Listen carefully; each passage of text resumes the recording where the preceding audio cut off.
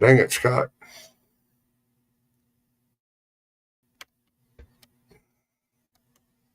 You're messing me up.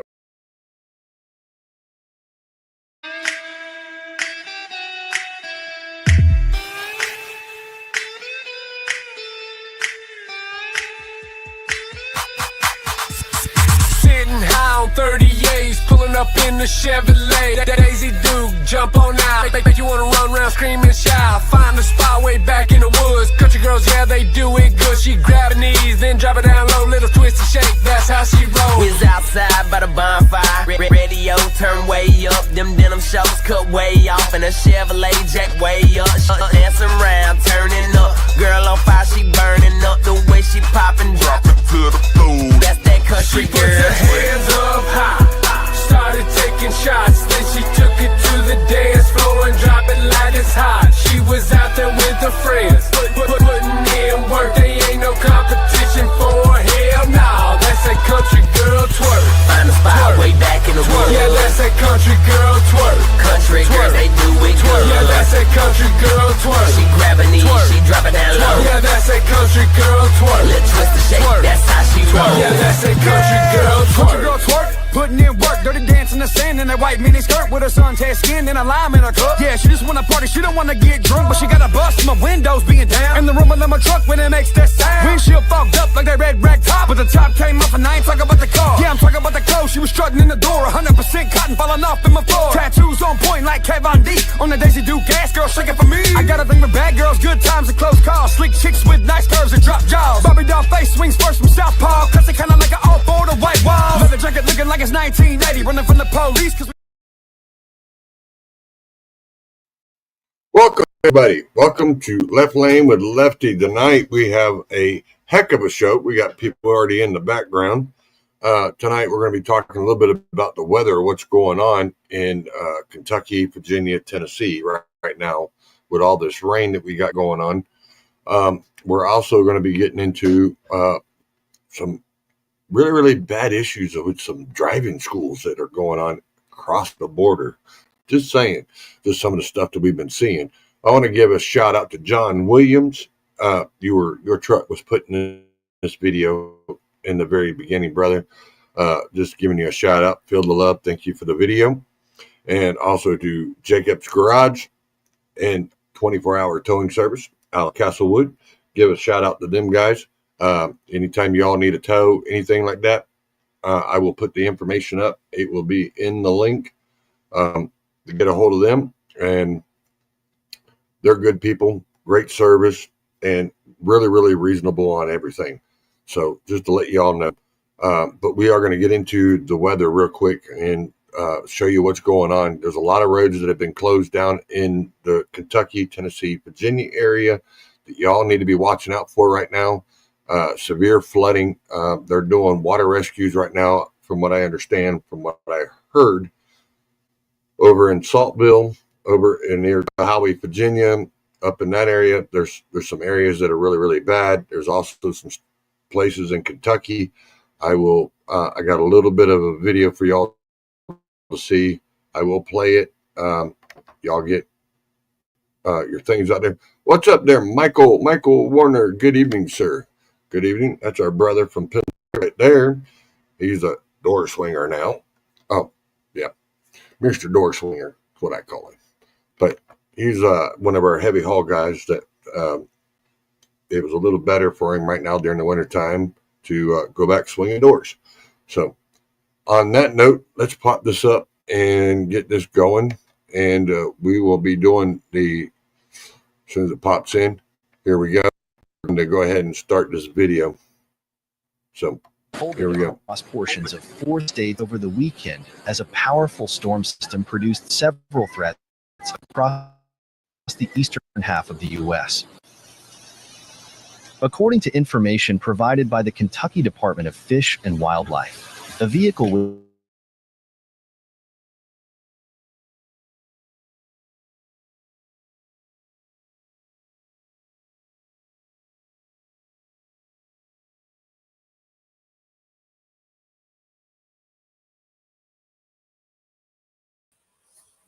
Well, I'll pop in here. I don't know what happened to Charles.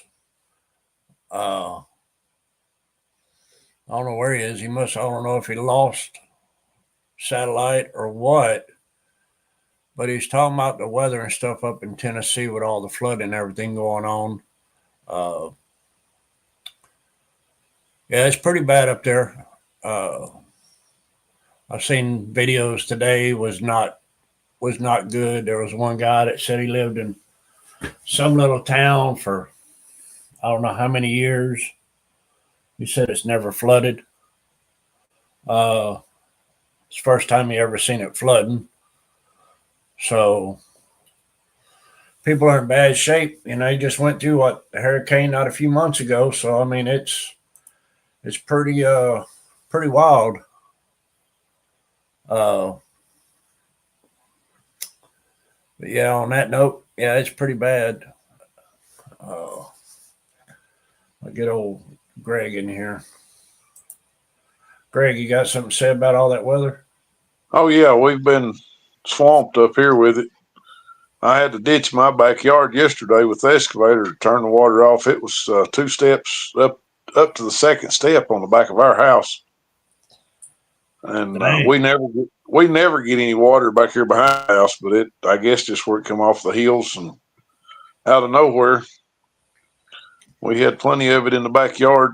I ditched it out, and then we've got call after call after call for vehicle rescue where their automobiles have floated off, and it's roads closed. We did one today, automobile recovery that was flooded. It was completely submerged underwater. When the water finally went down that we could get to it, we went to get it, and 2 or 3 places it washed so bad it washed the pavement off the highway down in there where we were going. Well, there's Charles. He finally got back. What happened, buddy? I don't know. It's something. Our surge here. You're still coming and going on my end, Charles. Yeah, you're coming in and out. Kind of. He might be having internet issues. Good possibility. This weather's mess everything up. Yeah. Yeah. Your video ain't. I got full signal. Yeah. We can hear you now, but you were coming down earlier. Yeah. Yeah. It's got, finish your deal, Charles. I was. I got to go back in here and redo it again. All right. Yeah, you fell out. You were gone. And I said, well, let me jump in here. Yeah, you just disappeared. You disappeared everywhere. Yeah. We had a power surge come through, and when it did, it just knocked me right off. And I was like, okay, this is nice. Glad Scott's still in there. Yeah, we took over. Yeah, me and Greg took over. That'll work. Yeah, we took over. That's why it's nice to have a backup. It's always nice to have a backup. Yeah, it is nice. Oh, no, I'm just sitting here piddling. I was propped up here in the recliner is what I'm doing. I'm just piddling. All right, here you go. We're going to put this out here. Here's Virginia, everybody. We'll be putting this up here in a second.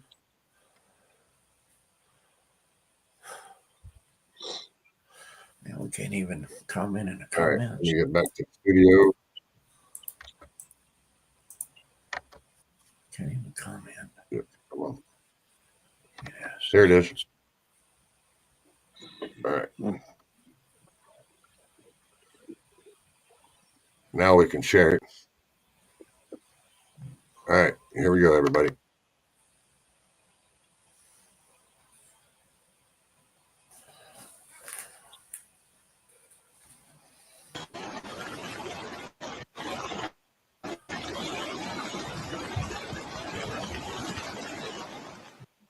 Torrential rain unleashed severe flooding across parts of the southern United States on Saturday, submerging roadways and forcing evacuations. Meanwhile, the the Northeast and Mid-Atlantic grappled with a wintry mix of snow and sleet, creating hazardous travel conditions.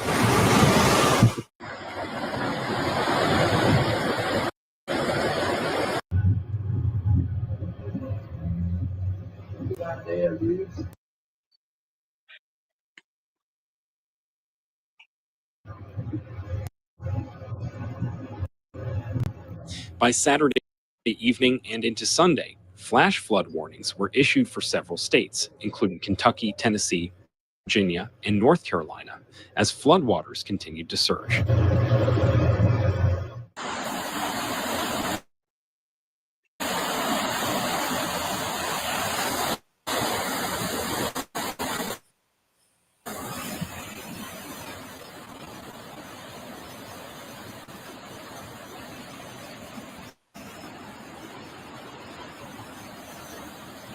That's bad. Climate power outages compounded the crisis, with over 300,000 customers left in the dark across Alabama, Kentucky, Mississippi, and Virginia, according to Power.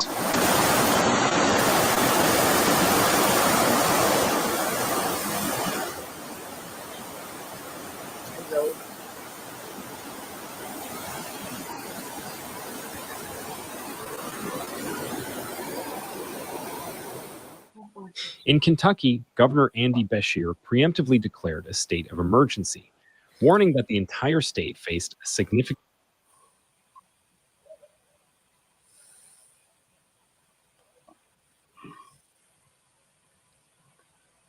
All right. I don't know what's up with signal down your way. Yeah, because I can hear you, Greg. Perfect. Yeah, and I can hear So- you perfect. No problem at all. Yeah. Yeah. You can hear me Charles is good? still messing with that Obama phone. I ain't got no Obama phone, dude. Like I said, it's Oh wait, no, wait. I'm sorry. The Biden Camel Toe internet service telephone. well, maybe you have to pull your wheelchair out. Right. I have it in the background. I will pull it out. I will pop it in there. You on your motor scooter with your twin stacks now. Don't make me do it. By the way, John, good to see you. Good afternoon. I did use your video that you sent me. Actually, yeah, you sent me on another platform. I actually put it in the video.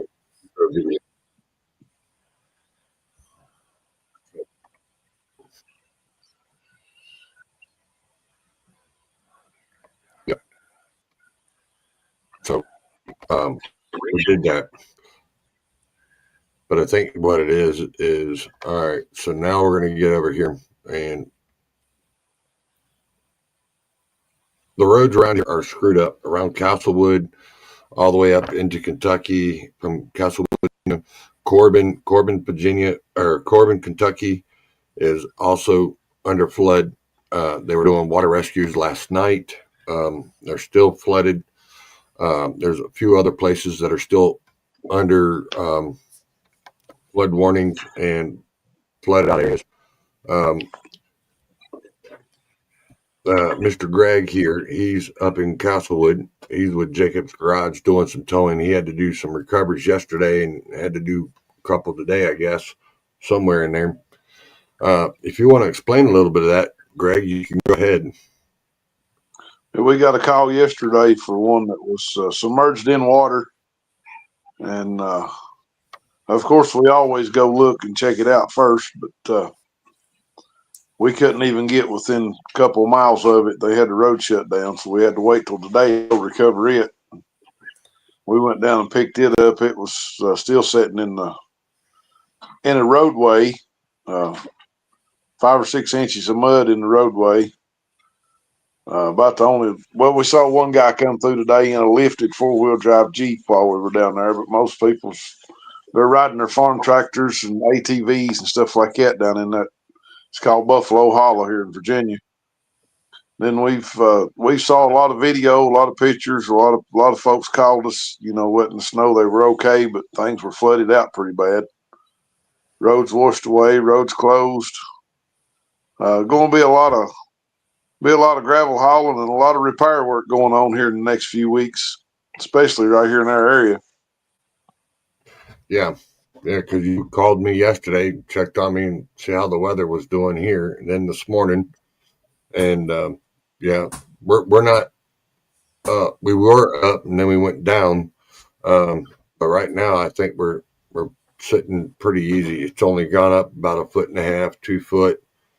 As long as it don't get any more rain, we should be fine here. I won't have to worry about getting flooded out again. Yeah, Rachel took some good pictures. Rachel took some good pictures today. I should have her send them to you so you could throw them out there. Yeah, we can do that. Just like we're doing with the stuff that's on the build for Brutus. Right. If you want to explain a little bit of that. Oh yeah, that's been a major build. We started on that truck back in I think mid-November, building that wrecker body, getting it all redone. We've got the boxes built, some of the control, the panels to hold the controls in place. Got all that built. I worked on it all day yesterday, finishing up that front toolbox where we're going to make our new chain boxes and fork hangers to hang in there, all your forks and all your goodies that you need to hook to the front axle or make a sling out of an underreach or whatever you need to do. We built a big new box for that yesterday. Nice. We're about ready to move. We're just about ready to move the headache rack down to the back of the sleeper. And in the area where the headache rack sets up on the wrecker body itself, we're going to make a torch box and a mount for a gasoline air compressor to sit on it. Another box there to put a few impacts and things like that in so we can be fully equipped for whatever the situation arises when you go out with that heavy. Yeah. Of course, we've got the 40-ton heavy. We've got the medium-duty Kenworth rollback. We got the international rollback. Then, of course, we got the mobile shop, which we did a call yesterday for a company. Actually, I didn't know it, but we have some trucking companies here that's based out of Russia now. We did a tire change. We did a tire change last night for a company that's based somewhere in Russia, and he had on a load of I call them walk behind forklifts, but they got the little platform. You see them in the warehouses like Food City and Winn and Dixie and Walmart. The electric forklift, indoor forklift. Yeah, he had a load of those. Yeah, he had a load of those on you. You may have hauled those things a time or two, Father Time. Those are a pretty neat little unit, but he had delivered one here in St. Paul and busted 2 tires on his drive. The driver was from Mississippi, super good guy. We got talking to him, and they've got an office somewhere in Mississippi. They got one in Michigan, but the company is actually based in Russia. Wow. Well, I know our dear president's trying to put a stop to several different things going on too. So. Yeah. This driver was talking something about that too. He was talking about some changes going to have to be made with that company. He's looking for him a new job. That sucks. That really does when you really put yourself out there and you got to find another one after you with one, and only because of politics. That's what sucks, because now there's things going on with politics in Canada. I seen it this morning. There's a $200 billion tariff deal that's going on. They got investors and that are leaving Canada that are coming back to the United States. So Canada is having their own little issues on that part too. But right, we're going to jump into this video real quick, and then we're going to get everybody's point of view on it. This is what we are trying to stop, but this is what's going on right now as we speak in Canada, and there's nothing stopping it. And they're coming across the borders, and that's the only thing and this is the reason why we're putting it out there.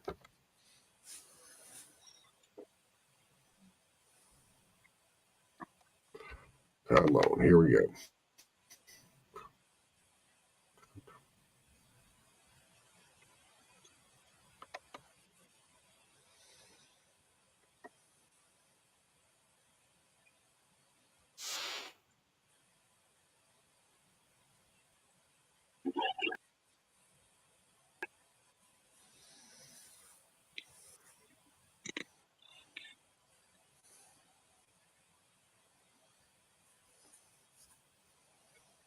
All right. This guy. It's pretty challenging as a new driver. It's his second go at it after failing to pass the first time a few months back.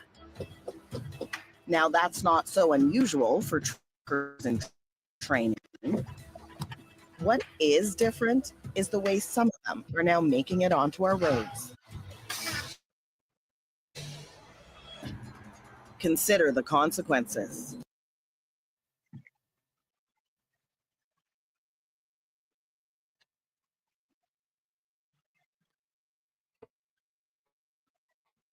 Really?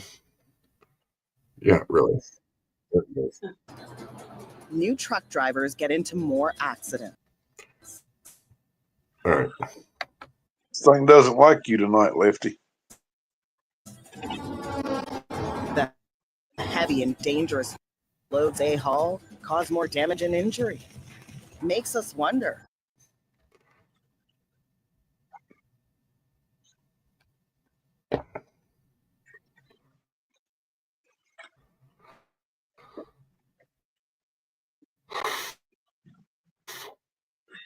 Really? Loving this. I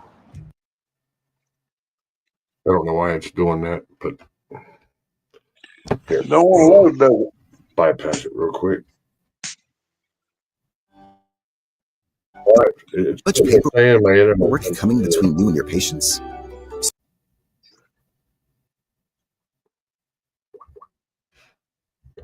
Turn that off.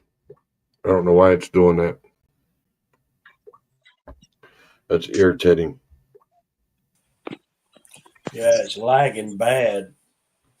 Yeah, it's Yeah. won't be loaded. Acts like that. Because I mean, I'm running 900 100 megabytes per second. So I don't know why it's lagging unless this wind has knocked down one of the towers. Yeah.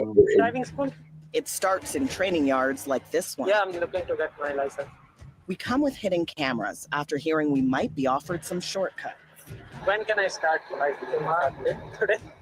Proper training can cost more than $10,000, but here they're charging half that. 45. 45. 500. Yeah, with the two tries. In 4,000, 2-time road test is included. For everything. These schools offer a program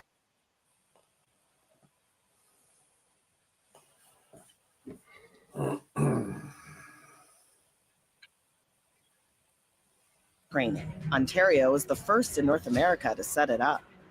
Anyone who wants to drive a tractor trailer has to take at least 103.5 hours of training before they can take a out. Completed or not. Maybe you will ready in a 90 hour, doesn't matter.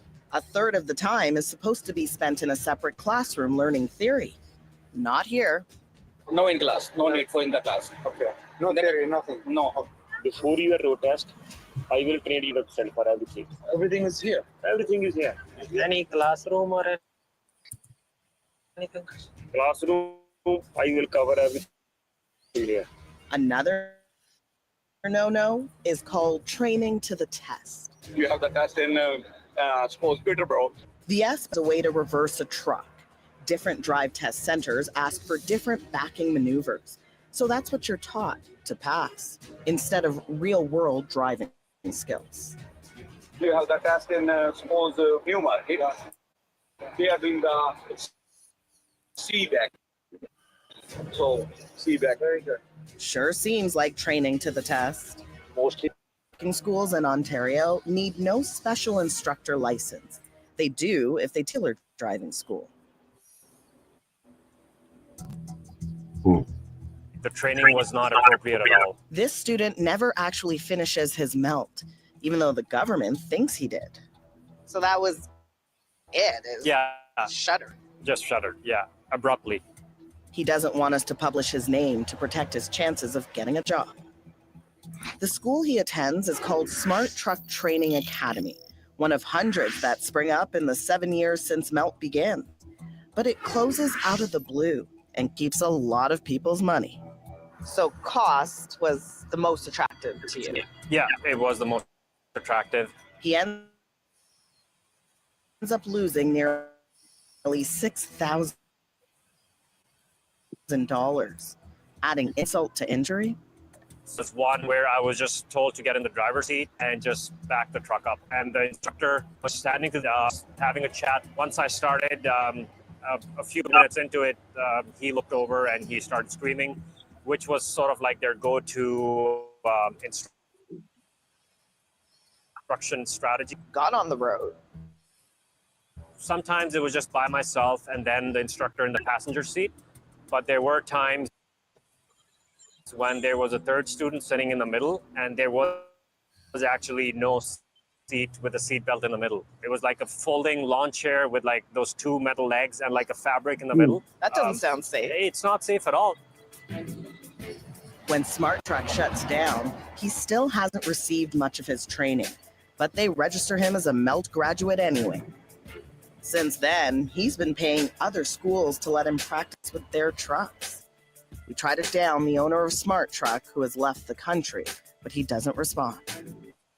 The next time you do your driving test, say you pass, you'd be getting on the road and you aren't fulfilling the requirements needed to be driving. Yeah, absolutely legitimate concern. And I would answer that by saying the fact that I have had training leader now, had a lot Drive test center in Brampton. The government no longer runs things here. A Serco owns the testing in all drivers in Ontario. We from afar ends, so does the student's test. He's asked to inspect his truck, answer questions about theory, try backing. How does he do this time? failed. So just as a result of missing a few minor things, I took a left turn just time. He thought the oncoming traffic was getting closer, but I felt weak, so I took that left turn. I'm not getting. Does go back, does get his license without ever getting his full training.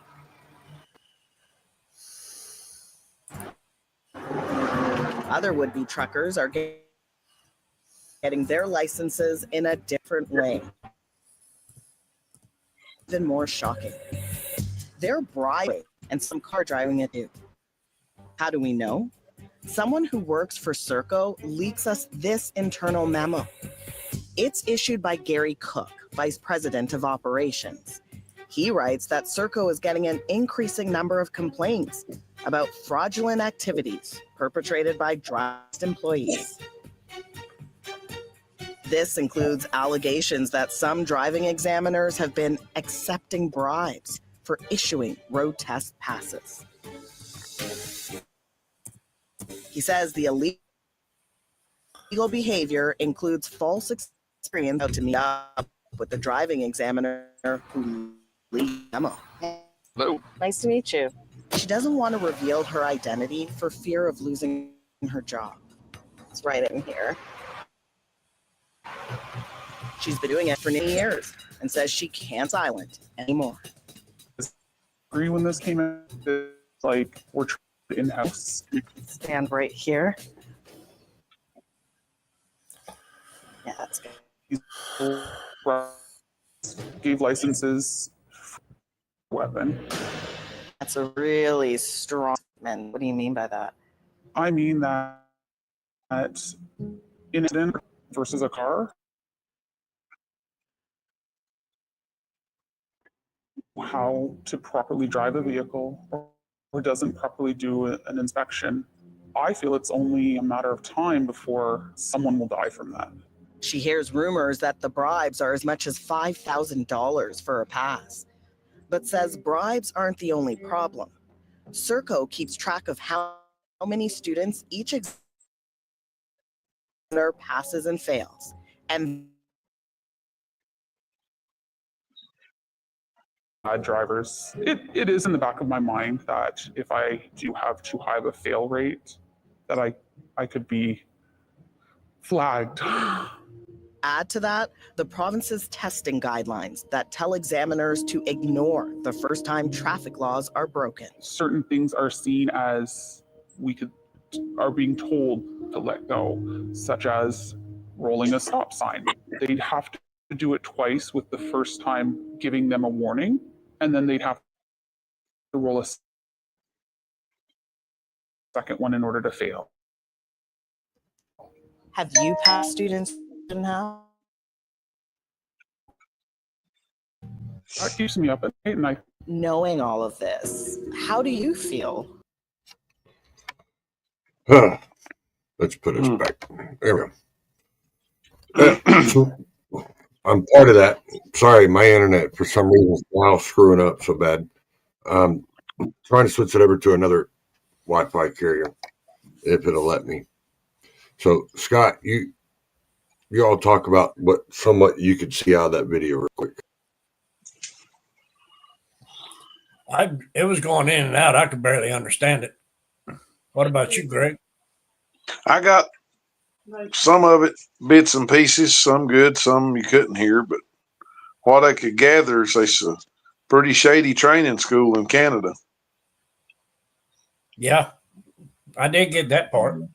Yeah, that one guy they were interviewing, they stole like almost $6,000 for him and shut the doors, and then there's a lot of that going on. Yeah, then they turned around and told him that he was a full graduate and gave him his driver's license. So, now he's trying to get in other schools to let them, so he can get to drive a truck some and get the actual training that he needs. That's a lot. That's I've seen a lot of that in my time. People go to these schools, and I'm talking about not just individuals. I mean, there's crooks out there. Oh yeah. There's some of them that go to these major trucking school, truck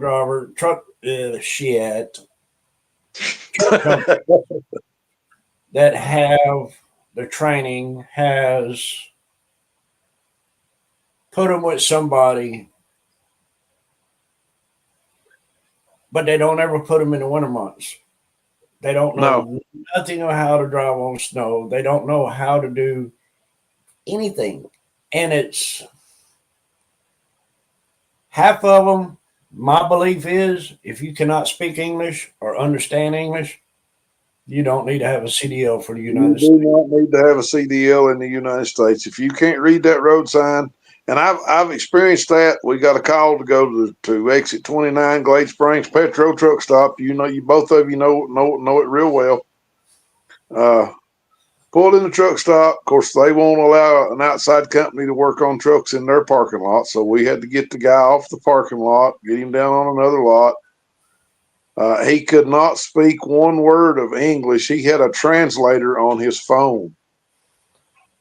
He would speak into that telephone translator, and then the phone would give me what he said in English. Right. And I don't agree with that. I don't think if you can't speak English, you're in our country. That's why do I have to hit one for English when I call somewhere in the United States? That's not fair to us. No, that's not. And two, other thing that I look at is the rates drop so much and so fast because you have all these guys coming over here buying crappy trucks. Yep. And running them.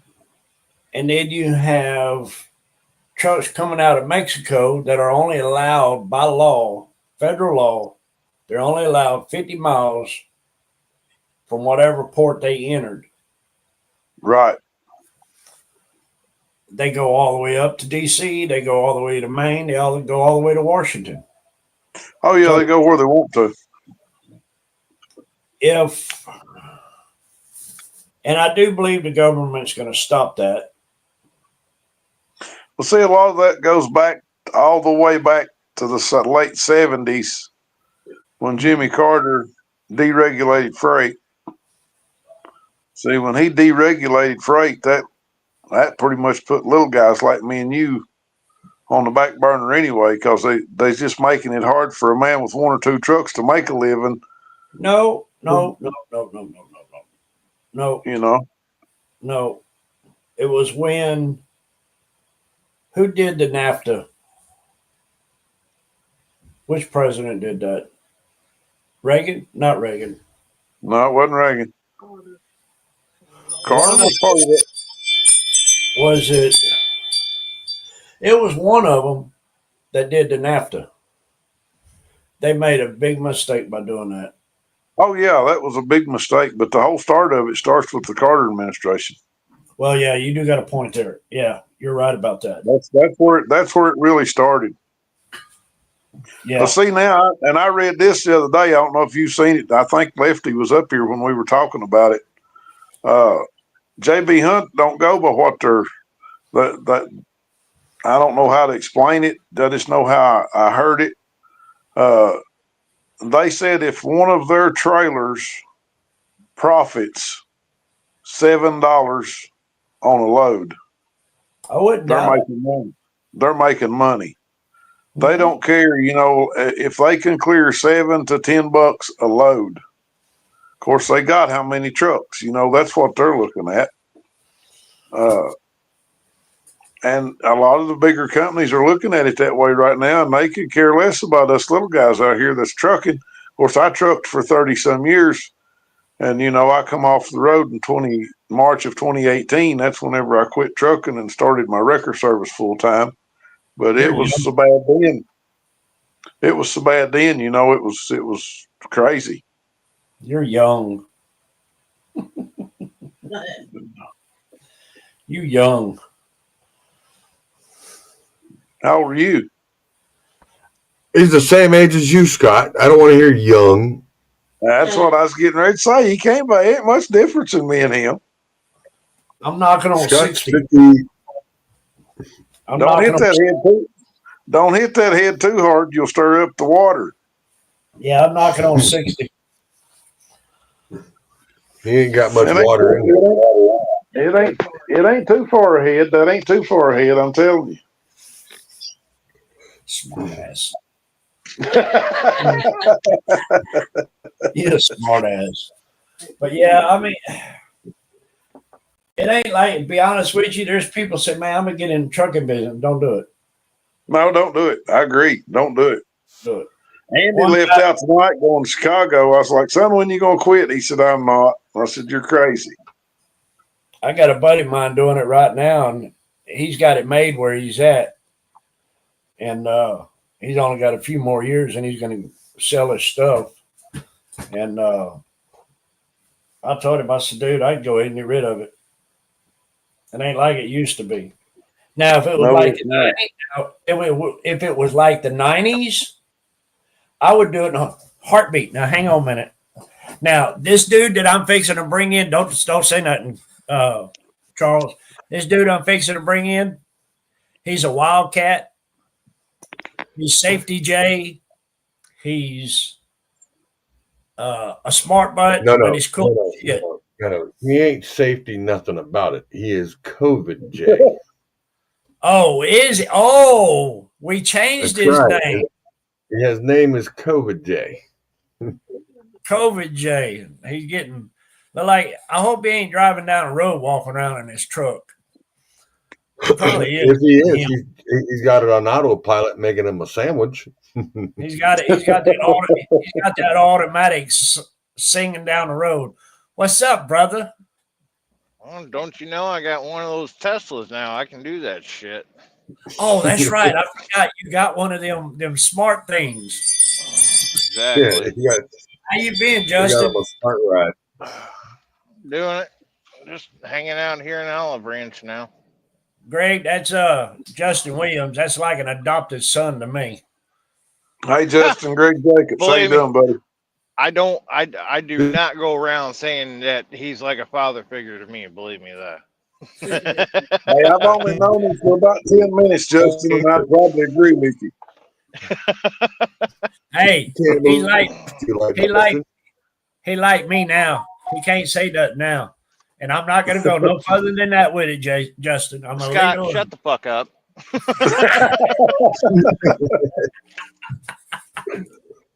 Yep.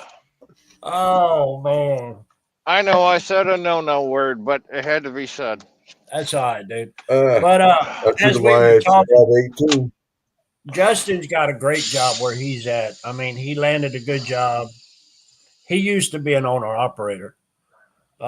We watched him get screwed over big time several times. Supposedly, And if he could have his truck back, he'd be back in his own truck. Oh yeah, if I had I'll tell you this: if I had my 389, If you had the old Pete back, you'd be back in it. if I had my 389, I'd run that son of a bitch. I miss that truck, but I screwed up when I had when the motor blew the head gasket the first time. I should have pulled that Cummins out, and I should have put a fucking CAD in it, but I did. Damn it, I did it again. But I didn't. I screwed up. I put that, or you know what? Hang on. If I cut out, just hang on a sec. oh, ain't no problem, dude. You're upside down now. Yeah, you sideways now.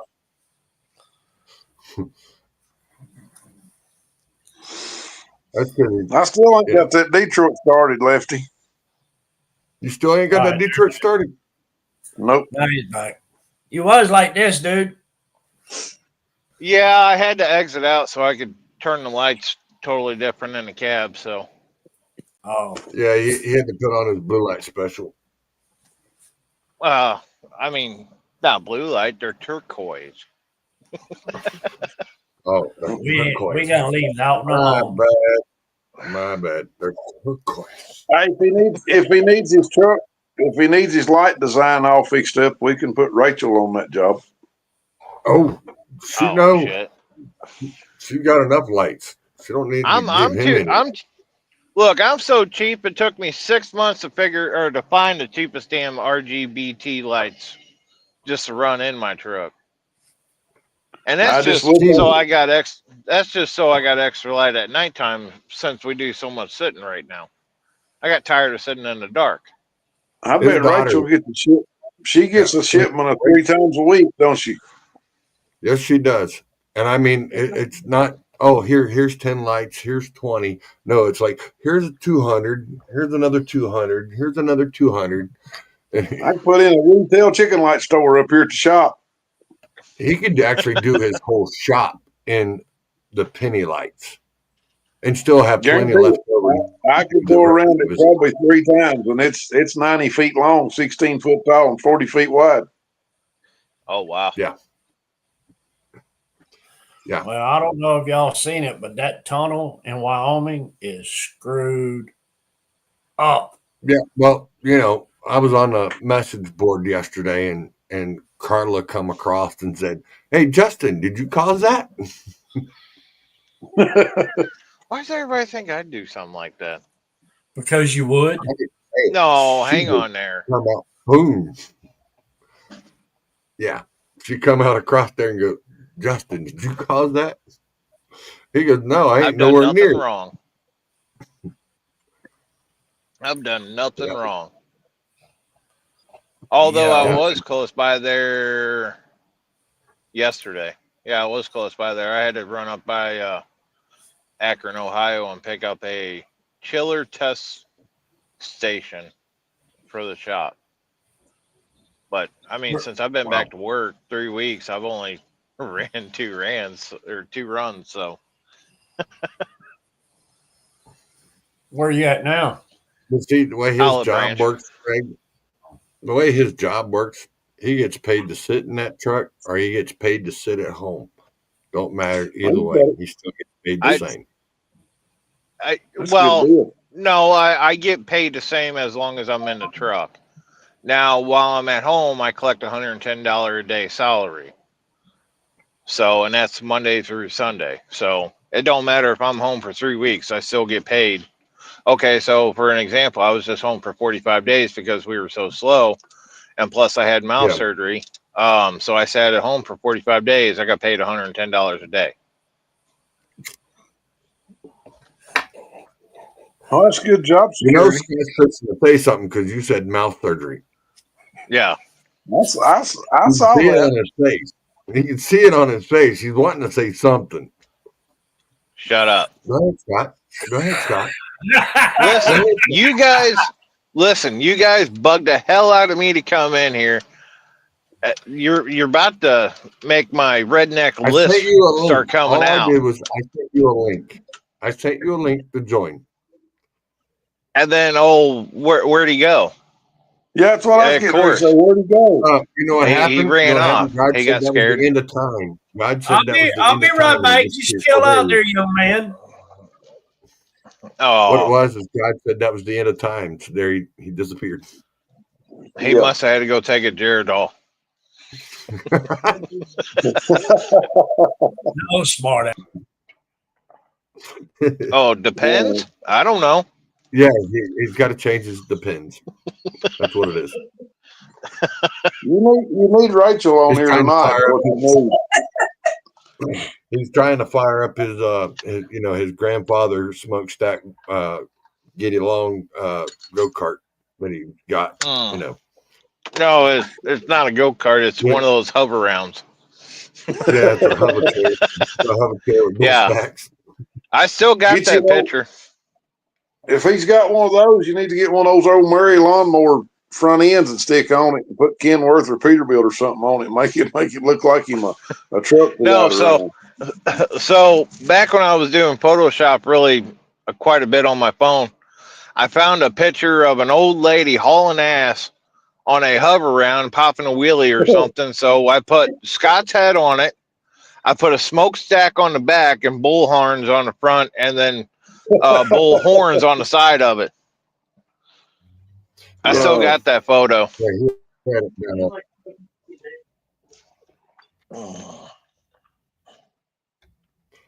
I'm trying to see if I can pull it up.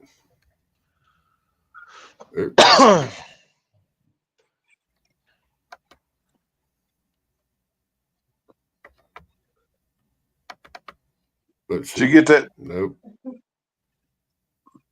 Did you put that video up where you throwed the mouse to Rachel the other day?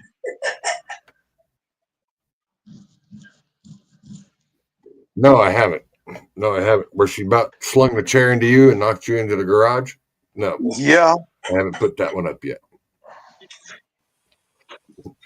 Yeah. The one that she thought the glove was a mouse? Yeah. Yeah. Look at this guy. Look. He's trying to be cognito in the dark.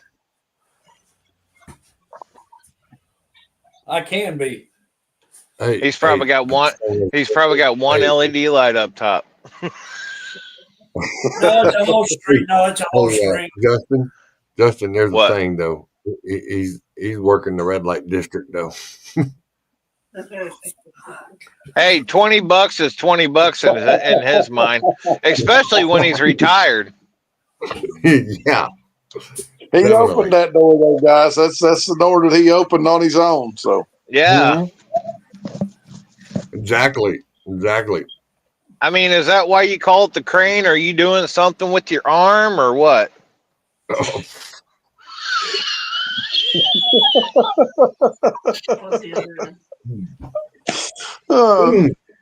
Scott, it's been a while, ain't it?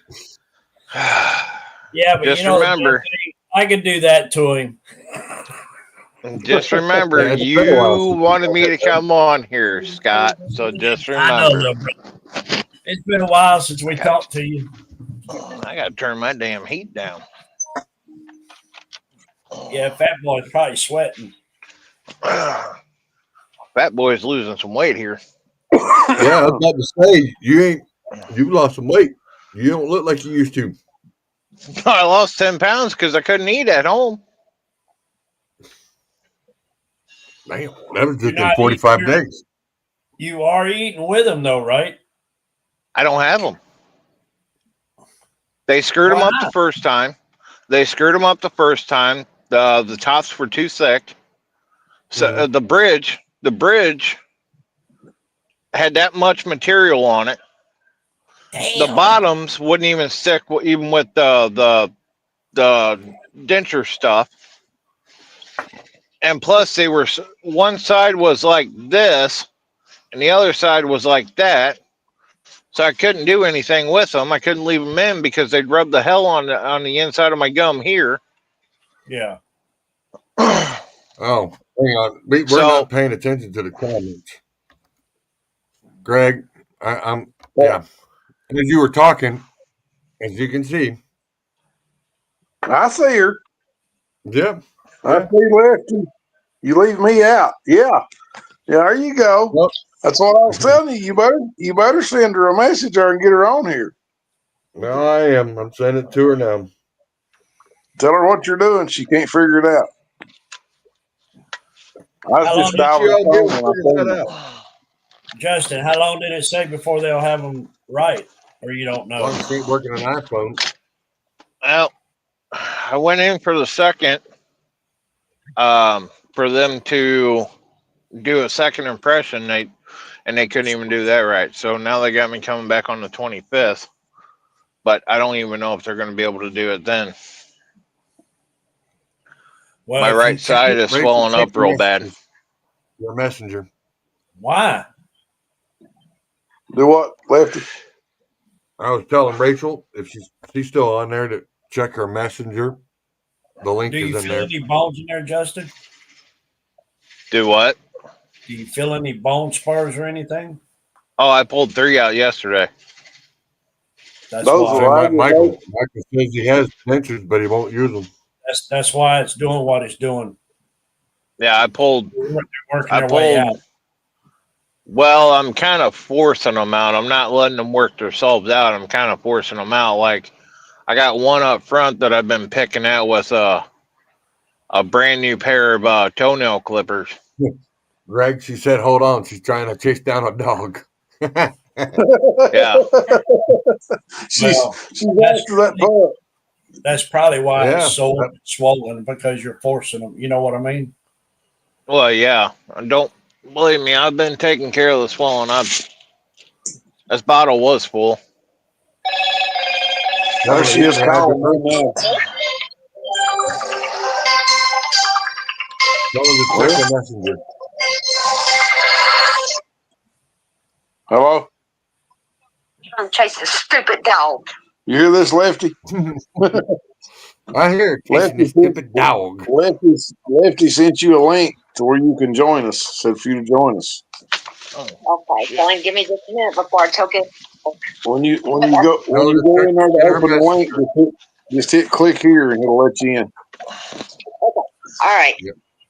Give me But just a Justin, minute. if something happens they don't do right, and you All right, come see. down here, they got a place in Beaumont that, dude, they do great. They do great work. Yeah. And you can If have they- them in one day. Hey, But one the thing day. is, what he ain't telling you, Justin, is that the guy is older than Scott, and you're probably getting wooden teeth, not the real enamel teeth. Anything would be nice right now, because I cannot tell you how bad I want a freaking porterhouse steak. And He's I can't going have down it. he's going down to the funeral home and buying the old teeth that's left over. That's what they're using out there, Lefty. So Oh, you is that what it got to specify. You better specify whether you want men's teeth or women's teeth, because they probably ain't real sure. If you get women's teeth, you ain't gonna shut up, man. If they fucking fit, I don't care. But yeah, the wife said, "Hey, now I heard that." If hey, if if they fit, can't- I don't care. if they can't do nothing and you get close enough, call me. I'll come get you. Within a day, you'll have them in your mouth. That didn't sound Scott, right, don't Scott. talk. That Yeah, didn't Scott, don't sound talk right, like Scott. that. Not even 12 hours, you'll have your teeth in your mouth. There you go. That's There you more go. like it. Not sitting and say you'll have them in your mouth. That didn't sound I was right. going to plead the fifth on that one, so, Lefty. What? I said I was going to plead the fifth on that one. I wasn't going to comment. Yeah. Shut up. But This Charles, is his you are- show, and he's losing service. He's done that all night. Yeah. he's been doing that all night long. Yeah. Who do you have for internet? I have Comcast. Oh, well, that's why. No, I got well, I took it Starlink. off of Comcast and put it on Verizon. I have Verizon internet too, and neither I got one of them are acting right. I mean, it shows I got full that. signal on the computer, but it's on the actual podcast where it's losing signal between them. So I don't know Charles, why. you need to look in. Charles, you need to look into that T-Mobile home internet stuff. I Or got that T-Mobile Starlink, here. that's what I got. Well, I got That's the what- T-Mobile here in the truck, Do you? and I ain't had a problem out. Yeah, I got the business one. And I ain't had a problem out of it. All right, because the T-Mobile is also linked with Starlink now. They're hooked up with Starlink, so now you can get Yeah, they signal run about off anywhere. satellite. Yep. I mean, I Mine- still run off of a SIM card. Yeah, but I'm just saying. So- I mean, I got to figure out something different because hell, for what I'm paying, $130 a month for the internet. And that's internet much? only. How much? 130. 130. We pay $120 for Starlink and ain't have a problem. We got 1, 2, 3, 4, 5, 7 things hooked to it right now. Yeah, but you got to think, Scott. How often are you on the damn thing? How much megabytes are you pulling? I don't Unlike know. Charles, he's pulling a shit ton more than what you are. Well, we don't even have satellite anymore. We use Starlink. So when we watch TV, it uses it. It's unlimited. Yeah, so is my Yeah. T-Mobile. Yeah, it's unlimited. But it just really depends on how much you're pulling at once, too, though. Well, I got 7 You know? things hooked to it right now. My cameras See, for the I'm- house, both phones, both TVs, my computer, and what else? And see, right now I ain't pulling anything except for the internet right now. Both TVs and both phones are disconnected from it. So it's just the laptop itself that's pulling. And hell, I just checked the speed on the modem and it's telling me it's putting over 700 out. Download is only 110, but going out's a little over 700. And I'm still, why it's doing this, I don't. But on here, it's showing full screen. I mean, it's showing full bars. It's something to do with StreamYard. StreamYard is where it's telling me that my signal is not strong. Let's see where mine's at.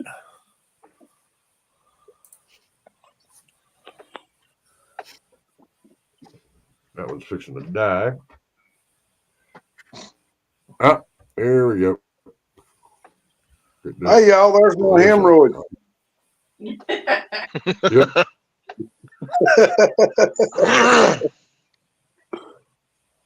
She's back. There she is. Look, she's hiding. She's trying to hide. Oh, yeah, you got to watch her that way. I can't hear her. No sound. Hey, that's the only time you're quiet in the office. Why don't she have any sound? Unmute No her, sound, Charles. Lefty. There you go. Now she, yeah, go ahead and talk now. Turn your mic on. No, You can't have hear your you. mic on. Hang on. Charles or Scott, go see if she's muted. She's not muted. No, I'm she's looking. not. Oh. Yeah. What about now? There you go. There you are. There you go. Y'all are mean to me. Paul. No, we're not. We're being brutally honest. Hey, Greg said that was nice. It was the first time in the office it was quiet. Yeah, when he's not around. Oh, when you're not around. Have you seen any flying mouse lately? I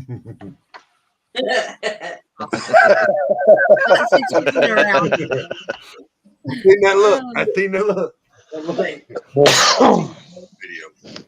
Not She's going to explain. Hey, Lefty, she's going to explain those two letters to you, the FO letters. Yeah.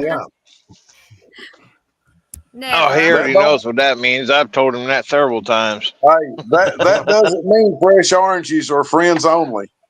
No. No, How about no. other names for those? No, I thought that stood for bull hauling.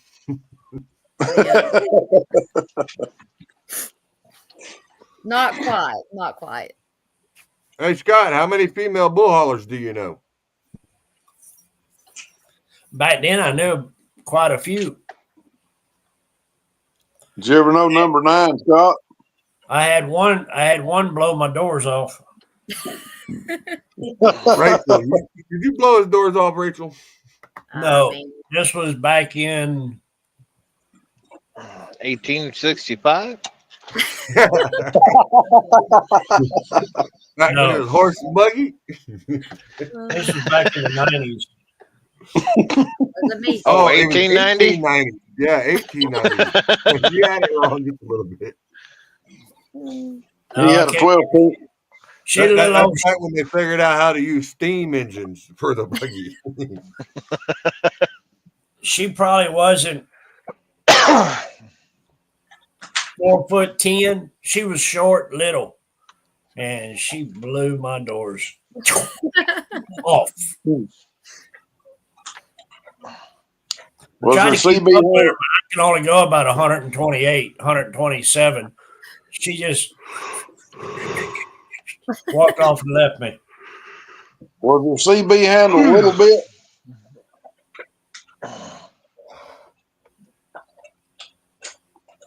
If I remember right, yeah. Yeah, she pulled for Piedmont Livestock out of Greensboro, North Carolina. You remember her, Rachel? She at one time she was over white and blue Peterbilt. It was a blue Peterbilt. Yep. Yeah, she was so short, she had special shoes made so she could reach the pedals of the truck. Oh, wow. All I know is I tried to keep up, and there was no way. Hey, my black cherry Pete was doing 127, and you couldn't keep up. You couldn't stay with her. I was on 287 when this happened. Yeah, we was running out. We used to run west together. She'd walk off and leave. She flat down walked off and left me like there was no tomorrow, Jack.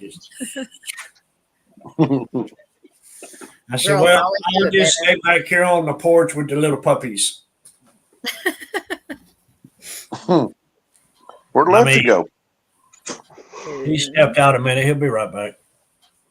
Who knows? He had to probably go smoke, go do something. Ain't no telling. But yeah, I want to say that's who it was. I'm not for sure. But this was back in the 90s. Yep. I mean, she was short. I was like, yeah, she pulled for an outfit called Bluegrass up there. They were out up here above Withville, Virginia. She drove for them for quite a while. yeah, this was back in. Shit, I don't remember. 90, 93, 94, I think. It was back in the 90s. I remember that. Yeah. She could drive. Cole, she could drive. She was a mess. My God. And she just point blank told me, Don't even try. She didn't care. There was another one used to pull bull rack. They called her midget, but now she wasn't. She wasn't that wild. She was too scared of them. She had run the speed limit. Oh no, not this one. She was. Put it this way, I was in the left lane, and I heard a voice come on, which you could tell 2 miles away if it's a tanker or not because the way they're lit up. He's like, tanker, you mind scooting over? I'm like, I don't see nobody. I didn't see shit. Tanker, you want to get out of the way? I still didn't see nothing. And I thought, you know what the hell? I'm just going to slide over. And sure enough, when I did, I was like, damn. And I gassed on it. And when I gassed on it, there was no catching her. She just, I watched her fade off. All you saw was taillights. Only place I knew who she was, how short she was, is that steakhouse that all the cow haulers used to stop at right there at not Jolly or Jolly. Or was it after Jolly? Who's it going? At the bull hall. They always stopped there and I stopped there. And she was in there. I asked her if I can have my clothes back.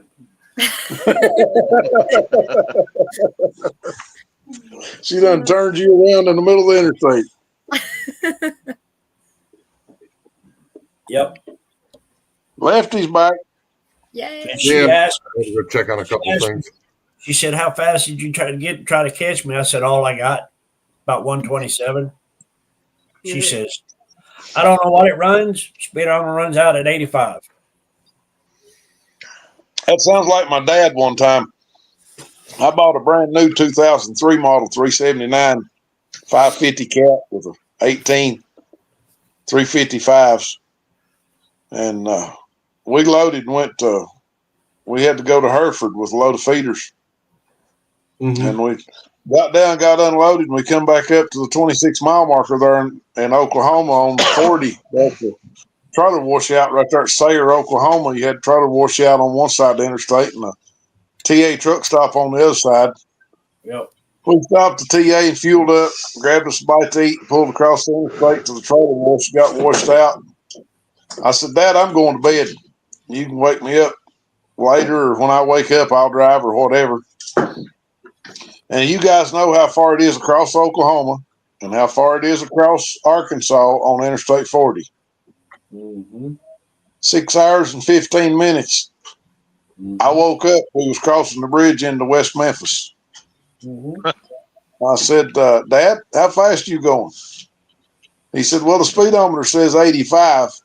I said, you're full of it, old man. I said, you have two choices. You can either slow down or stop, and I'll get me a bus ticket to go on home. And he had her pegged out.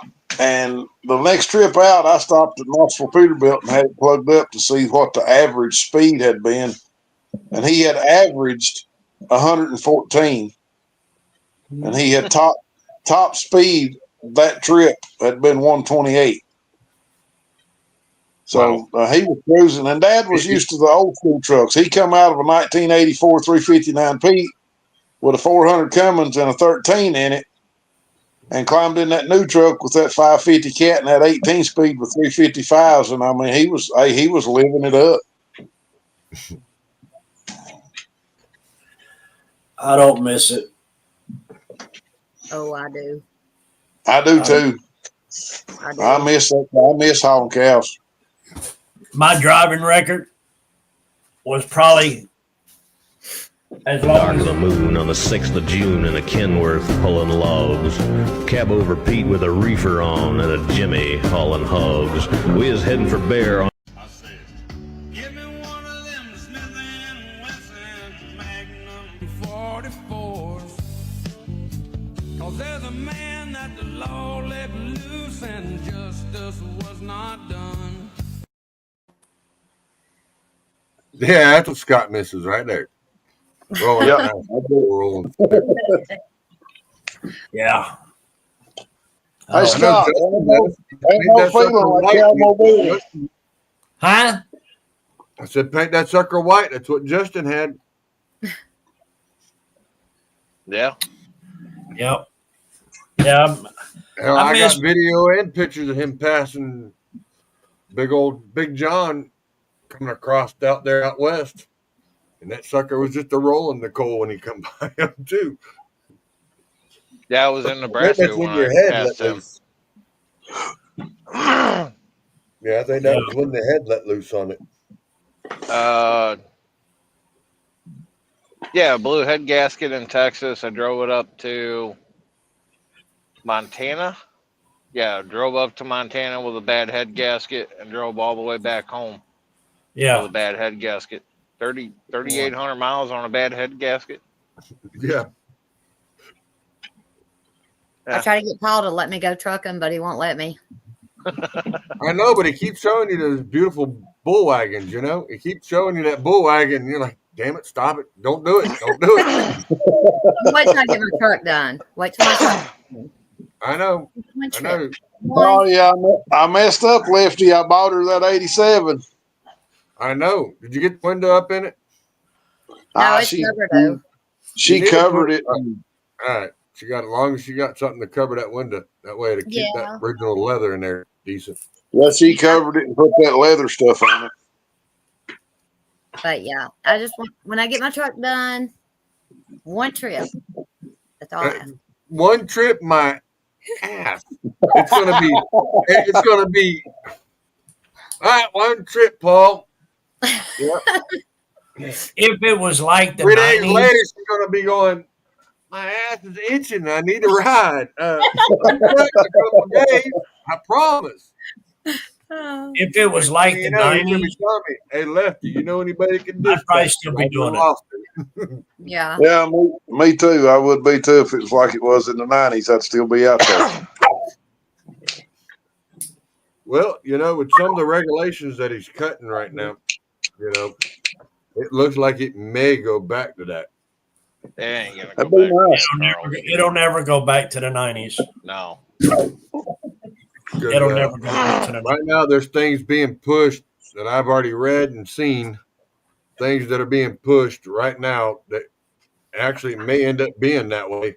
And that's getting, one is to get rid of that ELD. That is a mandatory on the list. I don't think that'll ever happen. I don't know. It will, you know, they're proving that it's unsafe.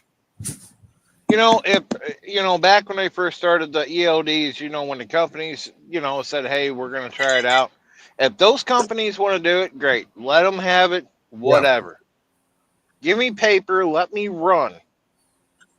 Let me do my thing. Yeah, I agree with that. I think it should be our own choice. It should be our own choice. And it should be the company's choice whether they want to do e-log or paper. That's right. Another thing that e-log either.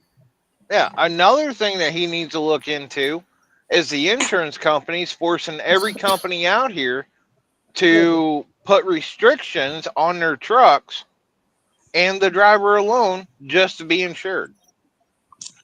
And they also, like Justin just said, a lot of them, insurance company and the government, I don't think the government anymore, but the insurance company is trying to get these companies to govern their trucks to where a truck only run 5-8 mile an hour over the posted or the highest speed limit. And a lot of them ain't going with like Texas, Nebraska, a lot of these Wyoming where they got a 75, 80 mile an hour speed. West Texas is 85 mile an hour.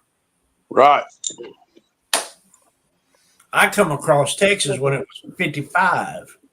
And I go across Texas 880 miles, about less than 6 hours. Well, the insurance companies are wanting to govern everybody to 65 to 68 miles an hour. Yep. Yeah. That's what they're trying to do. Yeah. And they don't have that legal right to do it. Yeah. That's what they're trying to do. If it's my truck, don't tell me how to drive my truck.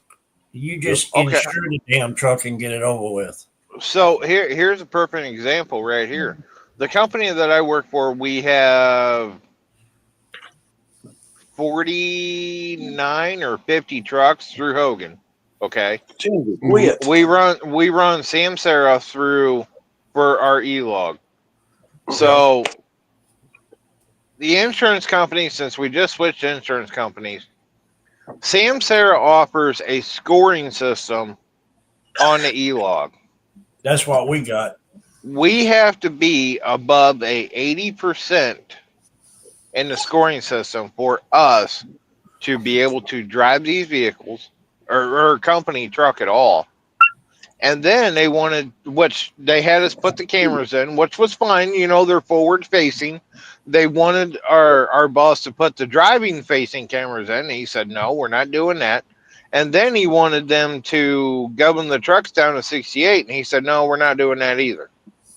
Our trucks are governed at 75. We do a lot of West Coast. We run from Memphis to West Coast a lot because we do a lot of events out there in Indio and Coachella and Los Angeles and stuff. So we have to be able to run. There's your sister. Look. Yeah, to be able to get from one show to the next. Yeah. Yeah. Especially when we're doing concerts and stuff like that. We have to be able to run. Well, how'd you get her to sit still, Rachel?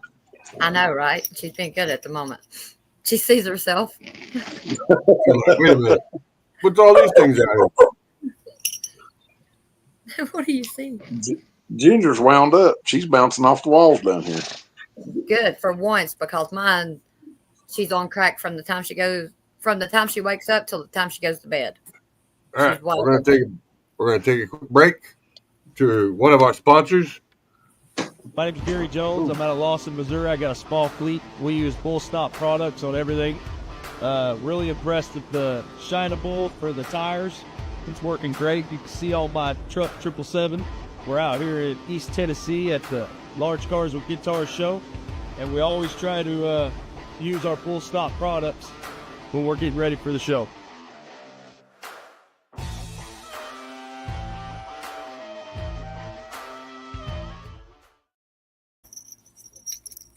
We want to give thanks to Mr. Van Brown for all the stuff that he does for us and the support that he gives this program for us to be able to get out here and share the products with people and be able to do the things that we are able to do. And I will give a heads up. Tony just released it, I think last night, but not many people have seen it. But Large Cars and Guitars 4 will be at Bristol Motor Speedway this year. Awesome. So thanks to the Bennett Motor Carriers and family and Food City, they upped it and went ahead and was able to work the deal out to be able to put it at the Bristol Motor Speedway.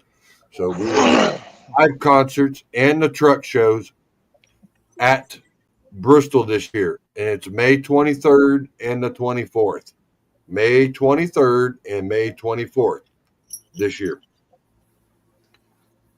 Yeah, so and if you guys are going to, if anybody's going to Matt's, if you're going to Matt's this year, you'll see the reveal of Tony's truck, Purgatory. It's supposed to be done, and the revealing it will be there at Matt's of it being completely redone. And then on top of that, he's also got Colt Ford playing with him there at Matt's this year. So Colt Ford will be the startup, and Tony will be the headliner. So Awesome. I thought that was actually pretty cool too. So yeah, I wanted to get that out there because I know Tony's been trying to. You were talking about insurance there a while ago, Justin. The wrecker business, the insurance is awful. Yes. Oh, it's terrible, man. I mean, they eat us alive. And not only that, it's hard to get an insurance company to take a tow company. I mean, even no matter how long you've been in business, and we've never had a claim on our towing insurance. Yep, And I know that. I a really good friend of mine that used to be a cop. He ran a towing company too, and he only had like 2 or 3 trucks, and his premiums were outrageous. oh, ours are too. It's crazy, crazy. And You seeing know, you're running 2 heavies, you got 2 flatbeds, 2 a medium duty wrecker, and what else you got? 2 got that heavy. service truck, Yeah, service 2 truck, heavies. tool trailer, Oh yeah, and then you got the service truck. Yeah, and then of course we took it off because the engine's down in it. But we had a tractor and lowboy on there at one time, and it was cheap. It was the cheapest thing we had insured was tractor and lowboy. yeah. I wonder. I got a buddy that does big rig insurance too. He did insurance on my company and on my semis and all that good stuff. I wonder if he's able to do insurance out of state. He I don't was know. pretty good. We're with American Insurance Agency right now, and it'll be one price one month, and then it'll go $1,000 higher the next month, and it's never the same price at the end of any period. That's like last time we got a bill. I think the first half was 19 something, and then the second half was 26, wasn't it, Rachel? Yeah, we got 26. So I know me and him actually tried out an insurance company. I can't remember who it was, but they put a device in my truck that was separate from the e-log, and it ran off the mileage off my truck, and it was like so many cents per mile or something like that. So it varied. One month could be, I'll just throw a random number out there, $200-$300, and then the next month could be $600-$700. Right. Yeah. Well, see, ours is just, hey, we're going to charge them $3,000 this month. Next month we'll charge them $5,000. Whatever. That's the way it works. I mean, you never know what your insurance bill's going to be. You know you ain't got no claim on it, and then they're gonna. No, we've never had a claim on it, and I started out with Progressive, and Progressive when I first started out wasn't too bad, and then they just kept going up and up and up, and they got up to like $6,000 a month. Yeah.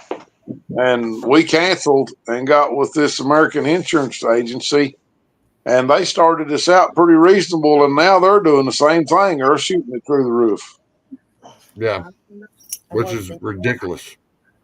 The money they're shoving on it. Yeah, I think they need to regulate the insurance companies like they do the trucking business. Yeah, they do. They need to regulate a lot more than just what they're doing to us. They need to regulate the brokers on how much that they can pull out of their fees. They need to regulate the insurance companies. There's so much that they need to go and fix.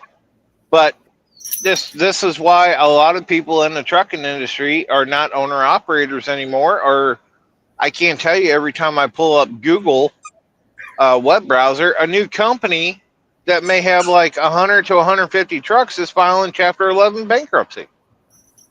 Because they can't afford it. Yeah, because no insurance and broker fees. No. Yeah. That's like the company. Yes. Huh? It was what, Paul? Like $1,200 to add when we was going to add that one driver onto it because he had Tennessee law? No, they was going to charge us $4,000 to add him, and then it was going to be $1,200 a month just to have him on my insurance because he had an out-of-state driver's license. Yeah. See, and that's stupid. Kidding me. Yeah. No, it was, they wanted like $4,100 and some change just to add him on. And look, he had a +5 driving record, had never had a speeding ticket, had never had a chargeable accident of any kind. Cleanest record I've ever seen. That guy had the cleanest driving record of anything I ever seen in my life.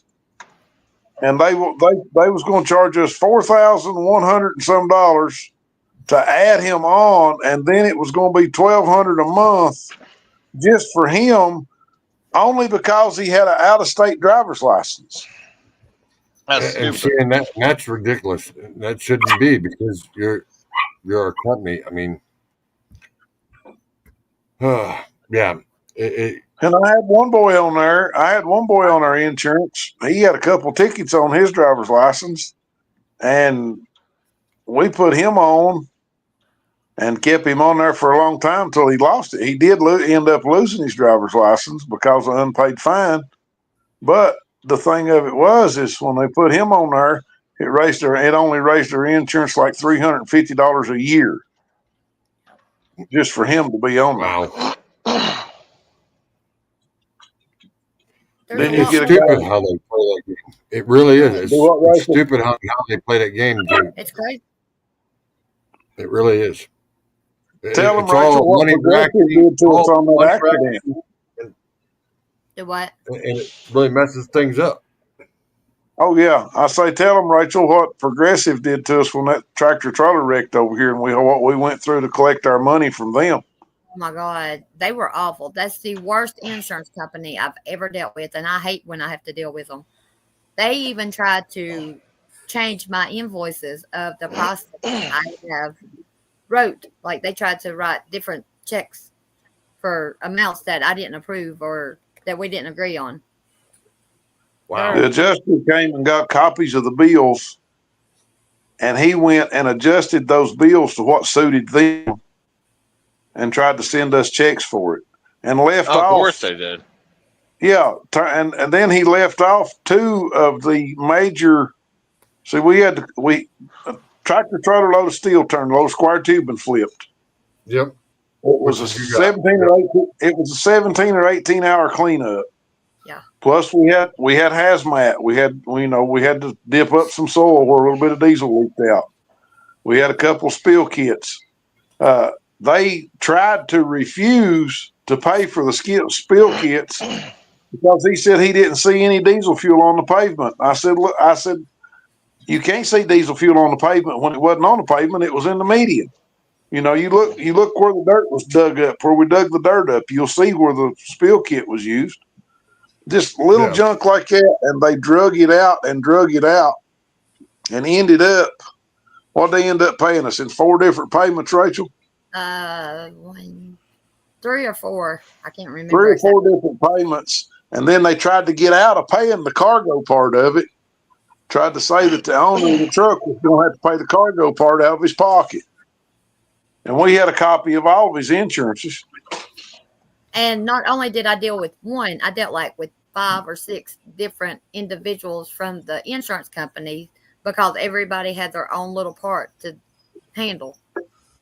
Yeah. See, and that's where it kind of irritates the hell out of me because when I had my insurance, I had a $1 million policy and a $500,000 cargo coverage because we were pulling various stuff. That could be something as small as a toy or a Tonka toy to all the way up to a sprayer, a John Deere sprayer, whatever. The insurance company is supposed to take care of that cargo no matter what. You may have a little bit of a deductible, yeah. But if I'm paying for $500,000 cargo coverage, by God, you best cover $500,000 on my cargo coverage. They won't. Right. They won't. No, you're right. They won't, Scott. No, because they want to play that money game. They want to play that game. Well, money here's we have to give out, the better off they are. Here's another perfect example. I was sitting up there in Columbus, Ohio. I was at a small pilot. What was I pulling?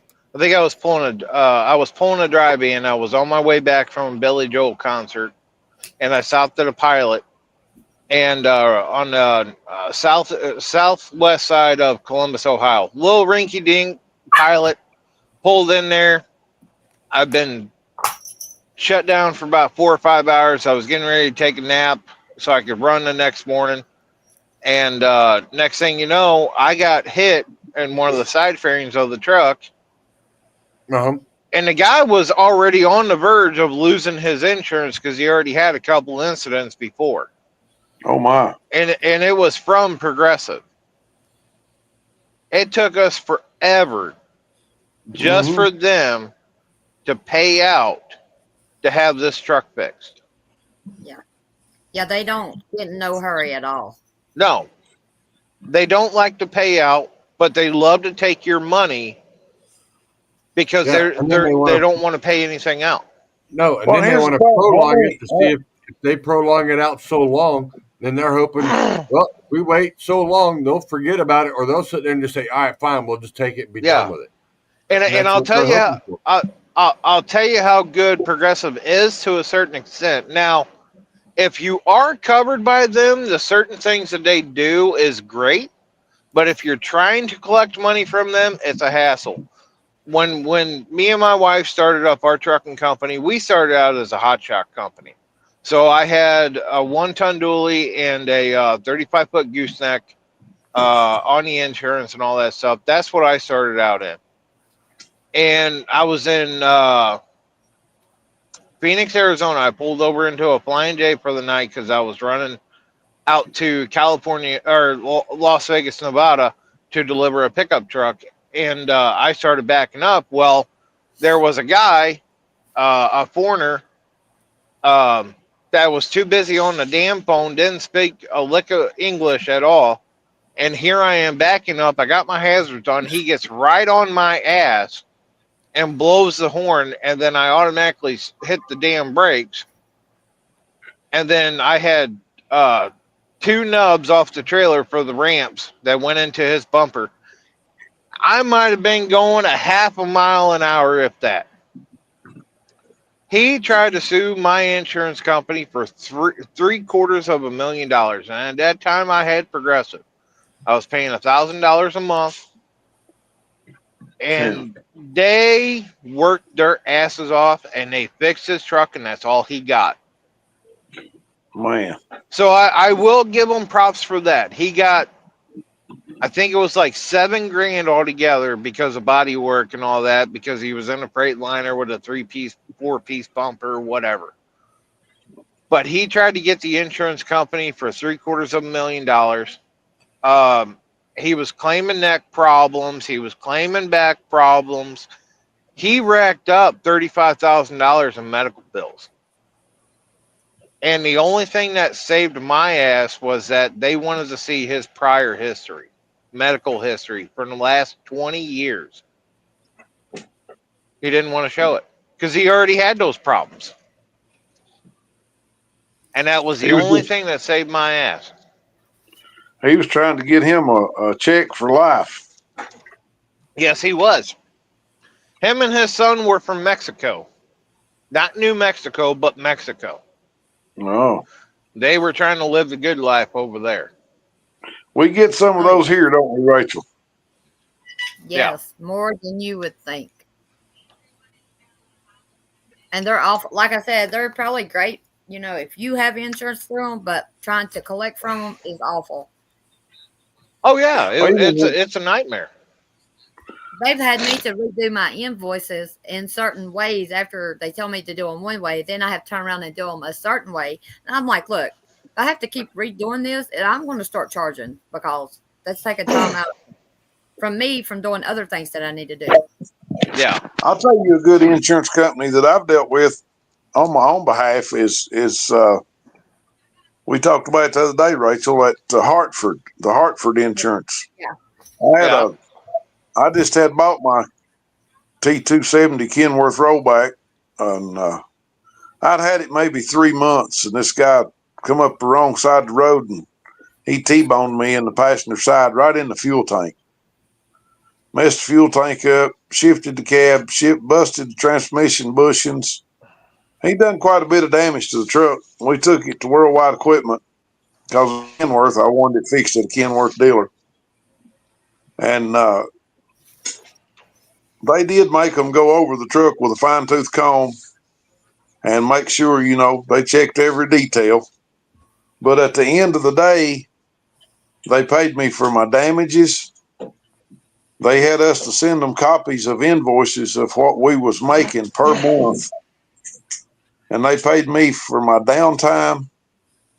Plus, they paid us depreciation on the damages that it done to my truck. No, that's a And good they- company.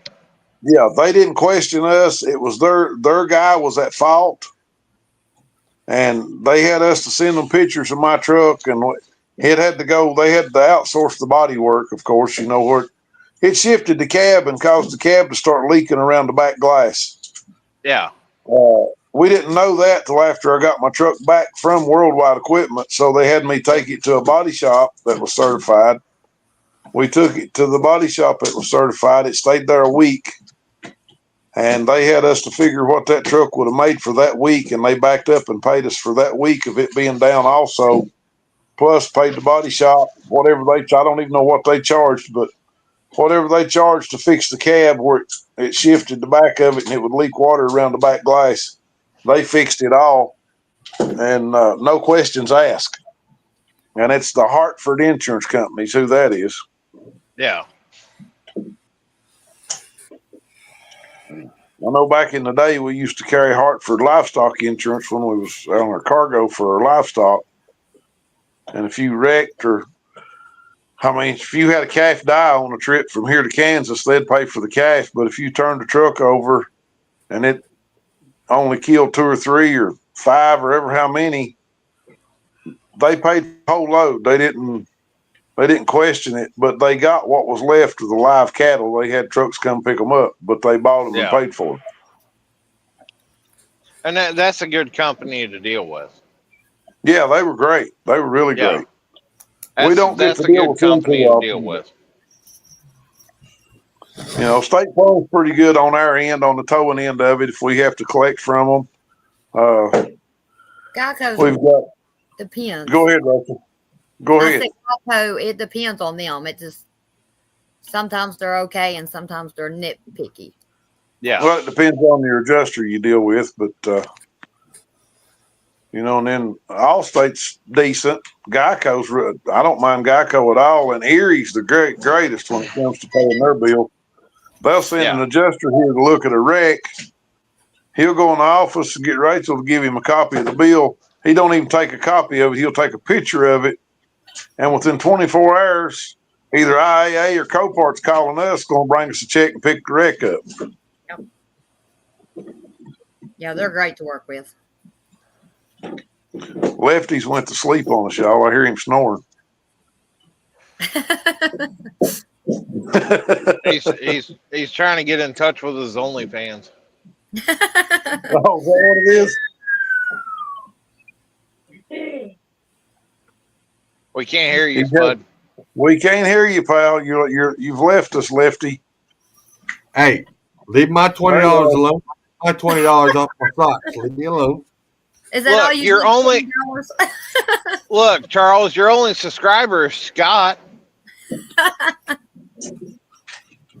Hey, Scott, did you hear what he's about to do? That is a lie. That is a lie. I got more than that. Hey, Scott, you heard what Lefty was getting ready to do, didn't you? He's going to get him a mattress and strap it to his back, go out there to TA and be an owner operator. No, we've already got the mattress in the back of the truck for him. Oh, wow. He was just in a hurry. I got you, Rachel. I got you. Remember, that may not be a glove that I come in there with next time. And yeah, well, you know. Well, you know, it might be actually be alive. That other arm either. It may actually be alive and may not come off very easy. Well, you know, if you're thinking of let's go ahead. Well, I mean, Greg said he wanted another door in the garage. He just didn't say where. I sure will make one. Trust me. I don't need it shaped like Rachel, though, Lefty. Oh man, yo. Well, yeah, everybody's tall there, so yeah, it'd kind of be a little short, wouldn't it? Yeah, Down and go through it. Well, you know, not everybody's narrow at the waist and wide at the hip either, are Lefty. Y'all are so mean to me. I don't know about y'all. All the hard work I have to do and the stuff I put up with you. As he said, yeah, who don't know who parked that dump truck in his concrete and that floor is. Hey, that was Seabiscuit, man. Yeah. Well, yeah, you're right. That was Seabiscuit. That's how I got my nickname that day. Hey Scott, we was pouring concrete up here for the new addition on the shop. My bulldog comes running across through there and puts his paw prints in it. We had to fix them. Got that fixed, and Rachel said, "Just wait." So I'll go around there and sit down in it. I'll show you what a big print looks like. I'll just sit down in it. I said, "Yeah," and some poor guy will walk through here and say, "Whose quarter fell in your concrete?" Old Matt raised up. He said, "Yeah, I see, Biscuit." So now we call her Sea Biscuit. That's her I catch it nickname. all the time. I'm staying out of this one. This goes on every day at the shop. This is normal. I'm being smart. Every day. Every day. Comedy Central. Yeah, And my wife if calls it it Comedy ain't Central. on the phone and it ain't at the office, it's on that 2A radio when she's wanting to get a hold of you. Yeah, ain't that the truth? Yeah, guys. He does answer one of the two. I If sat you there and ever- I went and found it in the mud the other day, and I said, "Hey, Greg, I think you lost the radio." "No, I didn't lose nothing."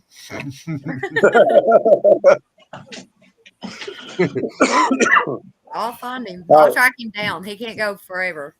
He can't hide. That's those rapid radios, guys. Those things are amazing. Yeah. Yes. Yeah, I would recommend them for anybody. It don't matter where you are. Well, you can holler at Andy right now. I think mine's up there at the office, but Andy's he's somewhere between here and Chicago. I guarantee you get him on the radio. Hey, Andy. Maybe not. Hold on. I'll tell him cut his radio on. He may have it on charge. I charged it up last night before Oh, I did went you? to bed. Well, see, he made sure he was charged so she didn't lose track of him. Right. I guarantee that. Radio and holler at me. Yeah. She's sitting over there going, "You better turn that radio on. I know it ain't on. I tried to call you." Yeah. Yeah, I can hear her now. You don't want the size 7 shoe up you know what? You better turn it on. Hey, he told me up for a while ago. He said, "You gotta go, Greg. Been here long enough." All right. Yeah. Yeah, exactly. He's not in Hey, the truck he's right now, scared. but he will be. He gave me and her the scare of our life today up there, Lefty. I was What in happened? tears. We was sitting in the office and he'd put a tire on the back of his tractor, which he'd got over in my used tire pile. You know how he is. He's too tight to buy a good tire. He goes Yeah, here yeah. to California. I know that one come off the rim. Yeah. Yeah, that's the one he got one put on there and pumped it up and had walked from the tire up past the sleeper on his W9 and the sidewall blew out. And it was backed up under the shed there at the bay where the lift is. So you can Yeah. imagine the echo. He shook right. every house in the That's been that neighborhood. And real me and Rachel were sitting in the office, so you can imagine the impact that we got. It yeah. scared me to death. I thought he was hurt. Oh, we both did. Mm. My mom called. She said something just blew up under my house. Get down here. Then the neighbors Not called. knowing that it's there at the shop, not at the house. Yeah, and then the neighbors called. Did y'all hear that explosion? I said, yeah, it was just us. We was trying out our new toys up here. Don't mind us. Yeah, don't worry about it. Our new government supply. Yeah, don't worry about us. We're just up here goofing off. It's okay. That was just our drone crashed out back. Yeah. Scared me to death. I thought he was hurt though. No, I know what that feels like. Trust me. I've had a tire blow up on me. Yeah, that Oh, I have is too. not a fun feeling. No, it's not. Nope. Rachel, what did you feed my pup? Nothing. I haven't. She gave her a toothpick. Hey, Yeah. Greg, she gave her a toothpick. That's what happened. She gave her a toothpick. Just a little bit. You would have thought she did. I'm serious. You'd think I'd Yeah. give mom one every morning or something. They are Yeah. wound for time You're this season. usually sitting in the office, just laying there, just chilling. Like, hey, what's up? Yeah. Yeah, Okay, but I'm mine, chilling. no, bouncing off the walls. Yeah, Ginger, she's Then you She's usually get just actually doing Greg. good tonight, Then you surprisingly. get in the truck with Greg, and then his has got to sit on the console. You can't move her. Molly, Not for anything. No, Ginger, Ginger. Ginger. She will not Yeah. get off. No, she will not get off that console. I'm no, like, come on, he's got to be able to drive and see. And she's fighting you tooth and nail. She is not coming off that console. yeah, He has got to be right up under his armpit. If she She's ain't, a mess. that's the way Yes, she Ruby is. is. She's got to sit on the console too. I took them both out one morning to get breakfast. Both of them was fighting of who got beside me. So I just It put looked mine like a in. two-headed dog. Oh yeah, my two-headed dog. That's crazy. Yeah. It does look like a two-headed dog. Looks like crazy. Oh, Justin's up to something. He's turned the light on. You mentioned toothpick, and he's gone for him. I just No, got to no. fill Share, in just the make Zippo. sure you share a little bit. I ain't got no teeth for a That ain't toothpick his toothpick. anymore. Hey, he said that's his Zippo, but we already know that's his liquid. Look That's at his this. liquid I cocoa don't juice. know. Can you see this? Maybe A not. little bit. No, it's got too much glare on it. Well, I don't No. know what you. If you angle it just a little bit, tilt it towards the screen a little, Hold on a and second. then it'll take the glare out of it. No. Okay. I swear that it looks like a two-headed dog. Hold on, Lefty. I'm just gonna send it to you. How about that? All right. That's easier. This lighting in here sucks, anyways. That's if I still got power to it. Um, That one's fixing to die. all right, I sent it to you. All right. It looks just like a two-headed dog.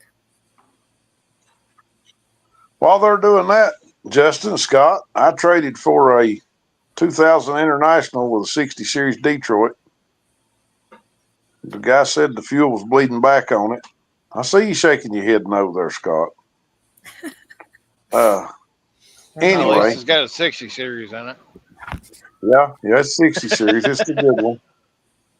But Is that it thing the, on here, is it it's the getting, old series? yeah, it's the 430, 470. It's the old 60 Series. That don't have a lot of blow by. No, it's the 12.7. Yeah. It's one of the first 12.7s. But anyway, it's getting fuel and it'll hit, but it will not. When you let go of the switch, that's it. Dies right back off. I'm gonna plug it up tomorrow to my diagnostic and see if it'll pull any codes. I thought the key switch was bad, and I bought a new key switch for it. Well, I've checked everything I know to check. I don't know what else to do for it, but it'll run anywhere from 3 to 5 seconds and die. Now, Andy got it to run there Friday while you was gone. It ran, I don't know, a couple of minutes or so, 5 or 6 minutes, Okay. and then it just shut down. After that, it That's shut the down. one. It did not start back. Are you sucking air anywhere? Not that we can find. I've pressurized the system. I've you pressurized the whole system from the fuel filters back. After it died, did you pull the fuel filter off and see if fuel's still full in that? Yeah, they were still full. It's got 2 fuel filters on it. They were both still full. And that's an electrical issue on the. Is it blowing any compression back into the fuel tank? Like is the fuel tank getting pressurized? No, sir. Already checked that too. See, my first thought when he said it was bleeding back was that little check valve in the back of the head, but it's good. The fuel pump got pressure on it? Yes, sir. Steady though. While you're cranking on it, yes. Well, see, it's just got that little pump on the back of the compressor there. Right.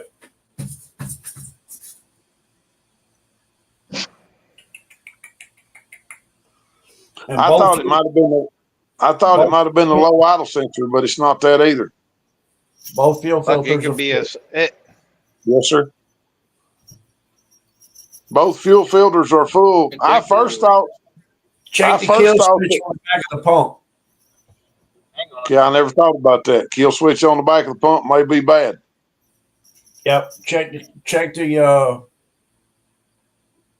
kill switch when you turn. You know the I call it the kill switch, but Not check really. the kill switch because if something makes that.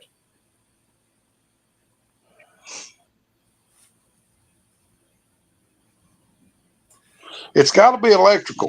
Yeah, it's got to be electrical because both. What I'm looking at is both fuel filters are full. Yes, sir. Okay? Both fuel filters are full. You're getting fuel pressure. Yep. If you wasn't getting fuel pressure, the fuel filters wouldn't be full. Nope. But he's so is it holding the fuel pressure after it's running? Yeah, it'll Or hold the after fuel it's pressure. ran? Yeah, it will. It's got to be the kill switch then on the back of the pump. Right. Well, see, that's one reason I changed the key switch in the cab because I thought that part of the key switch was bad. If it was a key switch, you wouldn't be getting power to the pump. That's You true. wouldn't be able- You'd get power to your starter side, Oh, yeah. but you wouldn't get power to your. Wait a minute. What year motor is that? It's a 99. Okay, then it will have electric kill switch. Because when did they quit making mechanical pumps in Detroit? Oh, gosh. I'll be right back. That was right after the 11-1, wasn't it? The way they come out with the 11-1 series, it was mechanical. Justin, when did they come out of the mechanical and go electrical on the fuel pump? That I couldn't tell you. I'm not really. I don't know the main history on the Detroits. I could tell you on Cat and fucking Cummins. Right. I've run all of them and fooled with a lot of them, but I've never had this issue with one. I mean, you can sit there and crank on it. Call Stewart and Stevens. They're a big Detroit guy. Where are they located at? They're all over. All over Stewart and Stevens. Stewart and Stevens. All right. I can remember it, huh? Or Detroit Diesel. Yeah, check that switch on the back of the pump if there's one. If there's a switch if there's a kill switch on the back of that pump, it's probably. Damn, that makes me wonder though, because if a kill switch.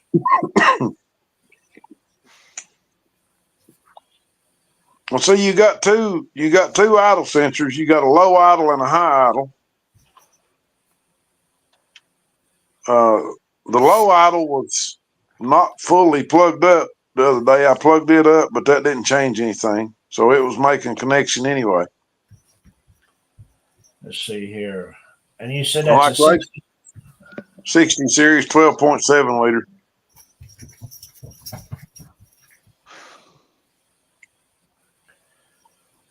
Series Detroit. That's got that little fuel pump, like you said, on the back of the. Can you hear me now? Back of the. Yeah, we got you. It's right on the back of the air compressor. In the mid 1990s is when they quit using mechanical pumps on the Detroits. When? Okay. The mid 90s. Yeah, about 95, 96. Is that what it looks like? The back of your pump? Yeah, it's got that same pump. Yeah, that's it right there. See that right there? Wait, that right there? Yeah. That's your kill switch. If I remember right. Okay. If I remember right, you should have two wires going in there. Okay. You remember seeing that lefty when we were working on it? I think it was there, but I didn't see I didn't pay attention to the wires because we were more paying attention to the low idle switch that was unplugged. Right. That's what we were just talking about. So yeah. Now here. I can't see nothing but a screen. Okay. Hang on a minute. Hang on a minute. Hold on. I got you. All right. You'll have to send me that, Lefty. This is what your pump, that's what your pump looks like. Yeah, let's see. That's what your pump looks like. That's right on the back of the air compressor. Damn it. Hang on a minute. Yeah, the air compressor bolts to it. Yeah. See the gear? It's mechanical. Yeah. It's a mechanical because it's got the gear. It goes in the back of your compressor. But then you've got the two tits out there by that you see coming out. You can see if them wires, take them off and clean them. And it could be the electrical. It could be on the electrical side is what it sounds like to me. All right, hang on. I just pulled this up. All right. If your 99 Detroit Series 12.7 liter engine fires up and then only runs for a few seconds before shutting down, the most likely culprit are fuel system issues, low fuel pressure, a faulty fuel shutoff solenoid, problems with the air intake system, or a failing ECM. Oh, I didn't think about the ECM either. Yeah, this is true. I didn't think about it. Yeah, I didn't think about it. I thought of the kill switch, what he just said, which is the shutoff. Yeah. I did not think about that ECM. Right. Well, old guy traded for the truck straight up. Old Pony, he's straight up guy. James Lincoln is who I bought it from. He's straight up. He won't lie to you about one at all. And he even came over here and spent the whole day with us the other day. He said, man, we've not even settled up on the trade yet because, he said the truck runs good and everything. I went and towed it home and we've worked on it. I've worked on it 2 full days. And then me and Lefty spent probably 2.5 hours on it up there the other evening working, trying to get it to start and run. Yep, running through the wires. Yeah, checking through the wires. We was checking the easiest way to figure out if it's the ECM is if you know somebody that's got another ECM for that model. Right, or and that pull it way out and have somebody hook up to it and see if I can hook up to it myself, Justin. I've got the diagnostics. I'll hook up to it in the morning and go from there. By the way, you also have you can always ask Andy. He's got that other one sitting over there. Andy's got an ECM sitting over there we can use. Yeah, did you get him on the radio, Loki? Yeah. Andy. If it's not the ECM, then like Justin was saying, and if the fuel shut off. It's going to be that fuel shut off switch, which you got another one sitting over there too. So yeah. I do. I got a whole other pump over there if we need it. Yeah. He's on. Did y'all hear Andy? Had to. Are you Listen, there's Andy. What'd you say? Are you still in Greenville? Yeah. Okay. All right, so that means he's down there at ETI. Yeah. Yeah, he's at ETI in Greenville. She's here. She's in a tiny house right there by the shop. So that's the rapid radio guys that we were talking about. Yeah. It's like a Nextel, but it works really well. The signal does not break up. Well, what I do with that, Greg, if it's easier to change the fuel shutoff, change the fuel shutoff. And if it still does it, then go to the ECM. And that makes sense. And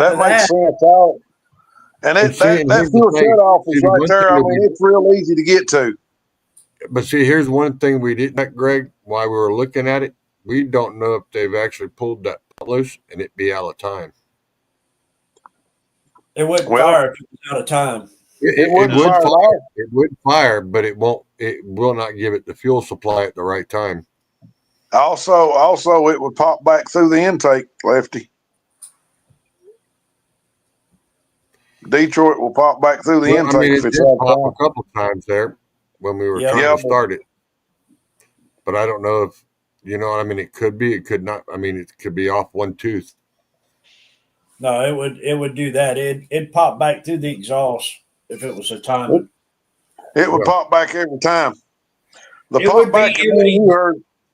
It would act exactly like a big cam 400 if it's out of line, if it's not in timing. Right. It will basically pop through the exhaust. Yeah. Exactly like a big cam 400. Yeah, because I know on the newer cats they'll run. I mean, it'll pop, but it'll still run if they're not in time. Because we ran into that problem with the 3406 E that we had there at the shop, and plus with the 3306, which are basically the same motor, just a little different on the electronics. But hell, we put that new pump on there and didn't realize that they didn't have it timed for that motor, and it started, but it popped once or twice, but then we found out that it was out of time. We had to retime it. Yeah. Yeah.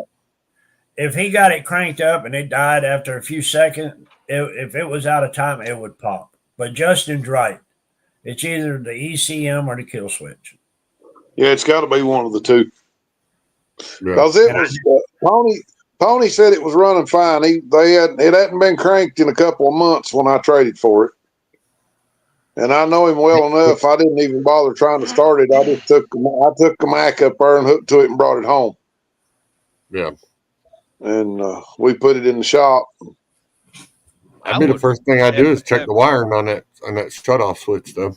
Yeah. Do what, I Justin? got to tell it. If it ran before, did you say it ran before he shut it down and then it hadn't ran in a while? Yeah, they backed it in where it was parked at up there and cut it off. Okay.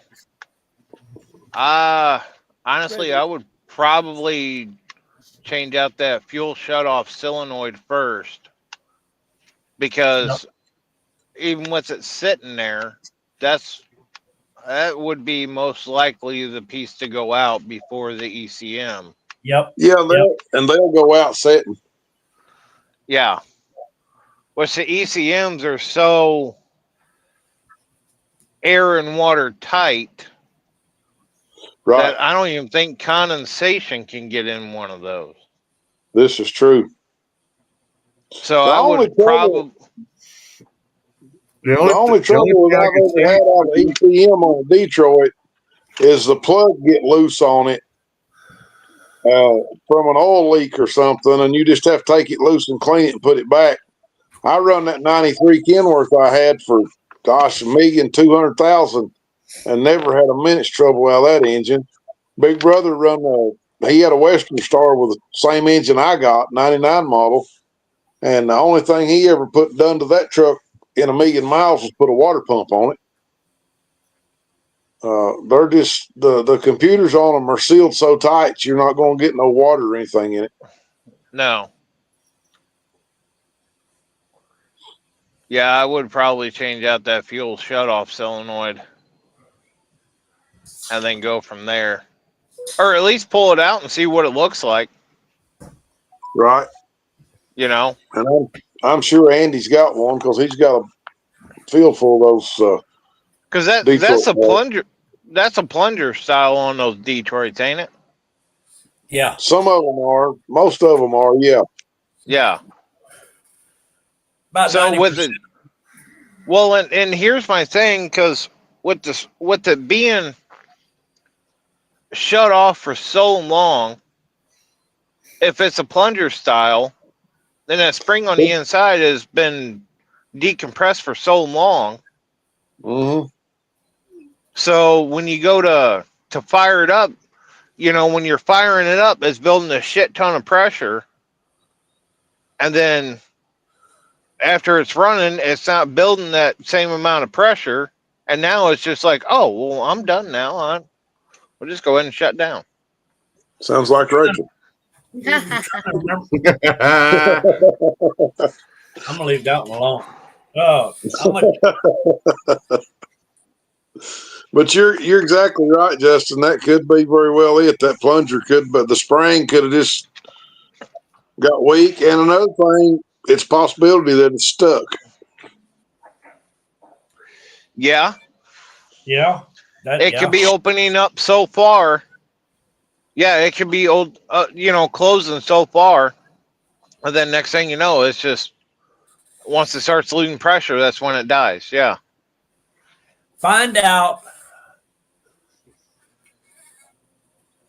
a 12.7 Detroit puts out about 470 horsepower if it has not been upgraded with bigger injectors and bigger turbo. Right. Okay? So it's about just say 470. Find out what the fuel pressure is on a 470, and while it's running, hook all your stuff. See, and then watch that fuel pressure gauge. If that fuel pressure gauge starts dropping, then that valve, like Justin was saying, it's closing to where it shuts the fuel off, and it's going to drop 58 to 72 psi. Okay, yeah, I was going to say about 70 pounds. How much? About 70. Yeah, that's probably what it's doing. Oh my gosh! You see the two-headed dog? That's got me blown away. Wait, I can't see it. What the hell? That's got me. Actually, that's two dogs, but still. Yeah. Yeah, that's Ginger. That's Ginger and Ruby. They're full sisters. I got Ginger. She's got Ruby, and the other morning she was going to go get breakfast for everybody, and I said, "Well, just take Ginger with you too." She was wanting to go with her anyway, so she threw them in the truck. And that, you talk about messing with somebody. Now you could do it with the two-headed dog. Okay. Also, a 12.7 liter Detroit diesel 60 series engine can produce anywhere between 380 and 455 horsepower at 1,800 revolutions per minute. This one's rated on the sticker on it. It's 430 on the pedal, 470 on the cruise. That's about right then. That's a displacement of 77 cubic inch. 14 liter Detroit 12.7. Well, they had. Well, no. Okay, so the 677 that was 11.1. The 778 cubic inch 12.7 was 330 horse to 505. Yep. At 2,100 RPMs. Yep. And a lot of your company trucks, when they went to the 12.7s, and this engine may be same with this engine. A lot of them were set at 365 horsepower. Yeah, and on that one, and see the 12.7, they quit making the 12.7s by 2007. Then they started making the 14 liters. Yeah, well, and see on that one that he's got, it's got on there. It's horsepower rating on it is 525 at 2250 on the horse. And that's the horsepower rating. So I just seen lights hit the window back here. It can't be 525 if it's 12.7. It is a 12.7, and it does say it on there. It says it right on the valve cover underneath the. Yeah, it says 12.7 liter. Yep, and it says 525 at 2250 torque or RPM. Ruby, stay. But see, a 60 series Detroit the most horsepower you can get out of them constantly is between 18 and 21. Yeah.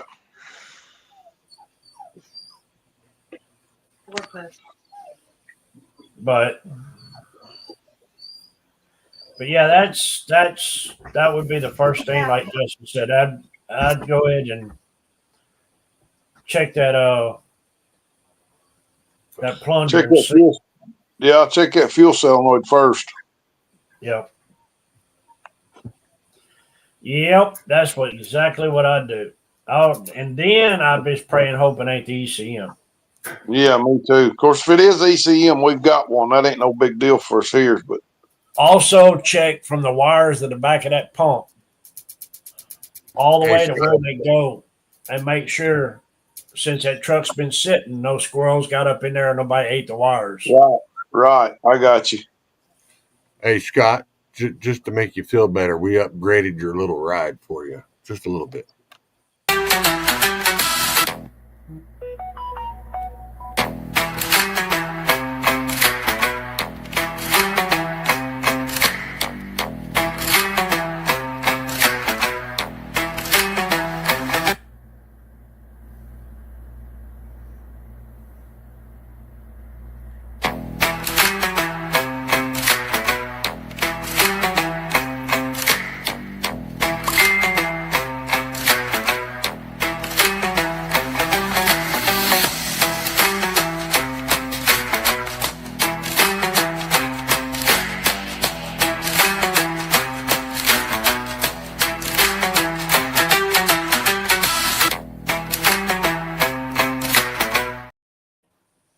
Hey, and it makes it real easy for you, Scott. It's an Hang on. That's as fast as that's the same speed that he was going back in 1901.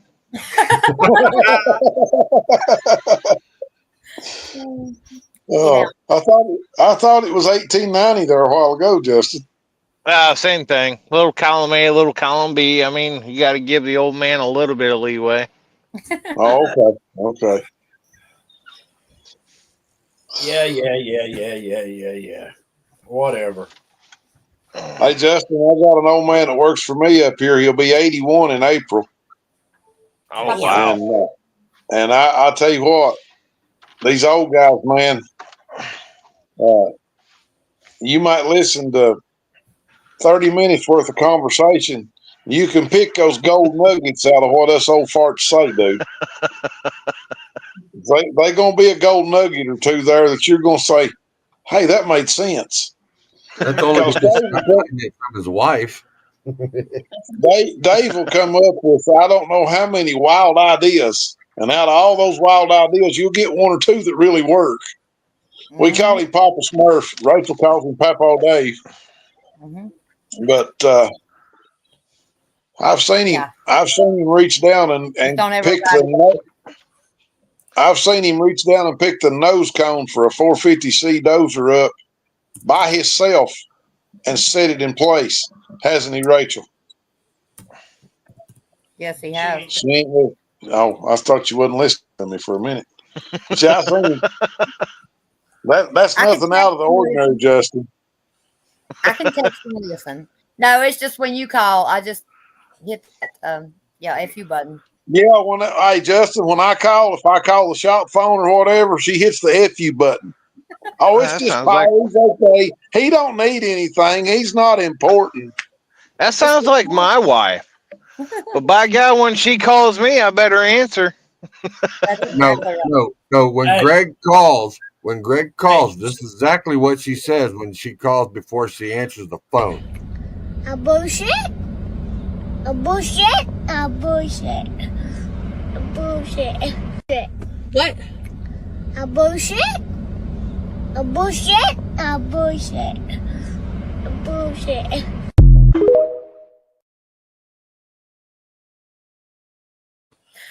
That's it right there.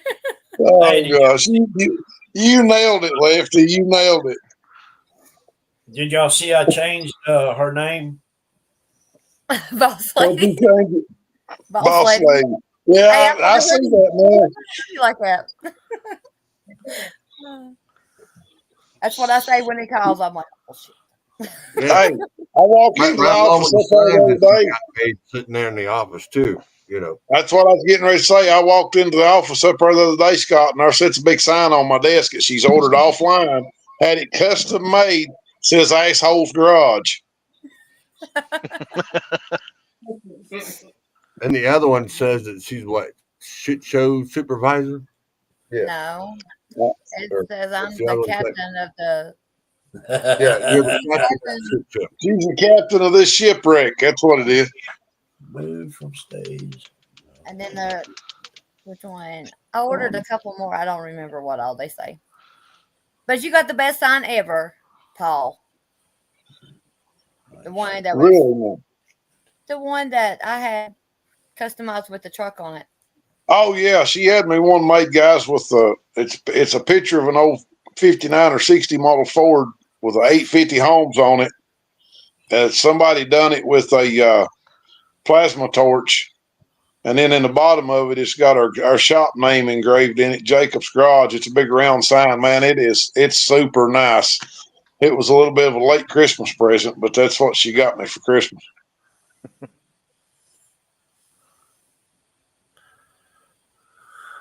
Well, now, if you want a prank pulled on, you just come to Jacob's Garage. Do what, Rachel? I got to finish your other one. Oh, Get okay. it finished. Shannon's over here working on a truck picture. Oh, yeah. You did what, Rachel? You broke up. The pocket knot that I bought you. Oh, yeah. Yeah, that's going to be nice. I might be a butthole or a hemorrhoid or whatever he calls me, but he's not mistreated like he tells everybody. Hey, I don't tell everybody, just the ones that knows you. They only come on the days that I have bad days. Oh, nah. Guys, not because she's on here, but I tell you what, she keeps us going. She knows more about the business, the inside of the business, and how to make it work than most everybody around. I guarantee you, if you owe me money, I'm coming for you. I'll come take it back. I don't care. Truck, car, it don't matter. I'll come get it. We got this one black guy we towed for. His name's Roy. And he told somebody the other day, he said, "You'll pay Rachel," said she part of the KKK. Hey, Rachel. What's that? Look what I did to Greg. Yeah, that's right. Hey, watch it now. Everybody tells me, they'll say, "You work for Greg, right?" And I'm like, "No, I work for myself. Greg works for me." And I put Justin as Chewy. Chewy. I used to have a dog named Chewy. Hang on, change that shit to Gumby. Oh, Gumby? Okay, I can do that. Hang on a minute. I didn't even think about that. That's a pretty good one, though, Gumby. It's not some timers, it's all timers with Scott. He forgets a lot. Yep. Chewy. Why the hell would you put Chewy? I can't even chew anything up right now. Oh, yeah, you got to point it there. You gum it to death.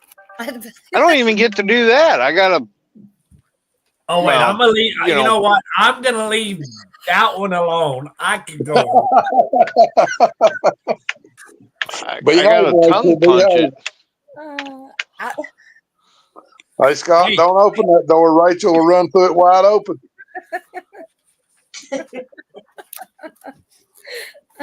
Well, you know, it's just. He always busts my chop. It's my turn to bust his for a while. There you go. It's very rare you get. And he always gets me right out. I mean, just boom. It's very rare I let you get one on me. Oh, whatever. Listen, with Rachel, you don't see it coming. It's there. It's done. Yeah. Yeah, she fires them off as quick as you can spit it out, or even before you get And it all the way out. the only person I know that can shut her up and make her face turn red is Fire Chief Sonny. Sometimes, not all the time. Sonny can light her up and she's speechless. I'm telling you. I've seen her ears glow, Lefty. I can believe it. That I can doesn't believe happen some of the very stuff often. that Sonny says. Yeah. I can believe it. You want to go ahead and end it, and we'll all be in the back? Yeah, hang on. I got something that's popping up. Matter, you getting sleepy, Scott? So what's the matter? You getting sleepy? Yeah, he done took his Jared all and his Myatt all, and he's getting ready to go. Well, it's already past his bedtime by 15 minutes, so. No, it's only 7:43. Yeah, 7:30 is your bedtime. No, 8. Oh, I'm sorry. What time was your afternoon nap? 5 o'clock or what? I don't take one of them. Oh, it just happens? Oh, yeah, it just never happened. My brain knows was it's it done daylight. with the iron skillet first, or was it he actually took his pills late? No. My brain knows it's daylight. It won't let me. It's not daylight though. It's dark. So that's. Hey Scott. I mean, Hey Scott. I call.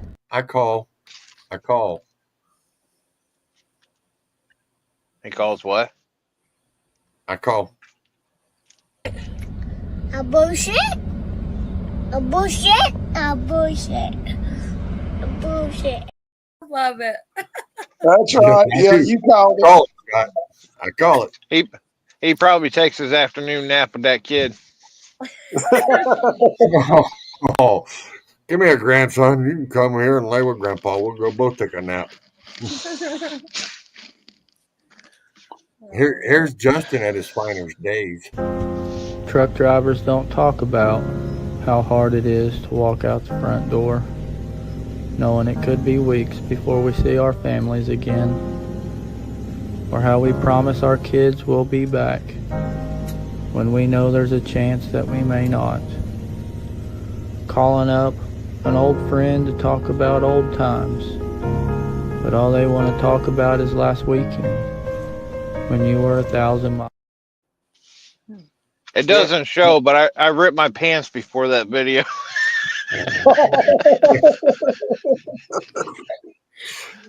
Yeah, he did that video. That was one of the only. I think that's one of the only rides you actually got a video of inside your truck. Maybe. Yeah, I think that wasn't it, Justin? If I remember right, yeah, because I mean Charles bugged the hell out of me for about 3 weeks for it. Yeah, I did. For a You shifting should have video. seen Yeah. the run that Paul made me go on this afternoon on this car that we went to recover. I didn't make you go on that. You wanted to go, Goober. Well, Hey, I can say, hey, Rachel, you can drive the Kenworth, and it's like a kid in the candy store, guys. I do. I'm sorry. I can't help it. I get excited. Anything to do with the truck, it don't matter. Getting her out of bed. Yeah, getting her out of bed is a little bit different story. That's a tale for another day, though. That's only if Andy's home, you know. I've seen 2 days a week. Hey, I got to do something because our big buddy is not here tonight, and I don't know what he's doing. I think he finally had his surgery, but I got to do a little dedication. Got to do a little dedication for Mr. We've been dancing with the devil way too long. I know it's fun, but get ready to pay your dues. Who are you talking about? Big Jim. You didn't recognize his face? He had his It looked more like you, Charles. No, that was Big Jim. That wasn't me. I mean, you got a little bit more pointier nose, but that's okay, though. He had his surgery, I think, the 28th, the 27th or the 28th of January. Hey, just for you, Justin. Just for you. Fuck you and you and you. I hate your friends and they hate me too. I'm through. I will take that any day over the week. Unlike those fucking pictures you fucking show. Well, I mean, Did y'all have any words? Did y'all have any words before you fell out? Do what? I say, did y'all have any words before you fell out? Not yet. I don't think so. No.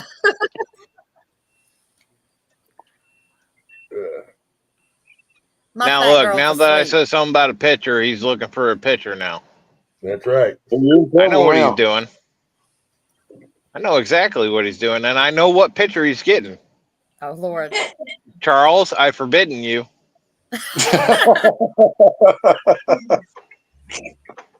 You'll have to send them that video of us doing right do you want with the one with the safety vest on, or do you want the one that's in the pink Volvo?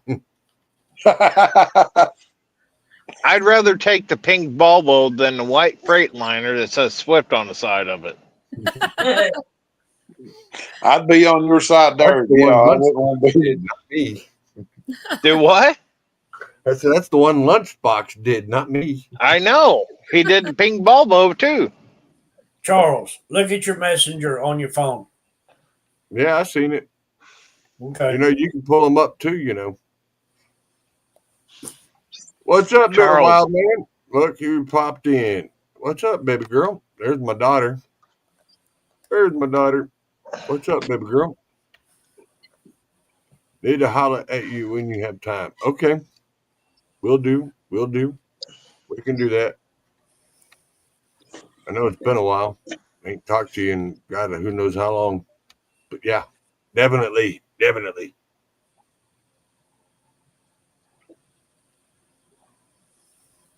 I'm trying to look.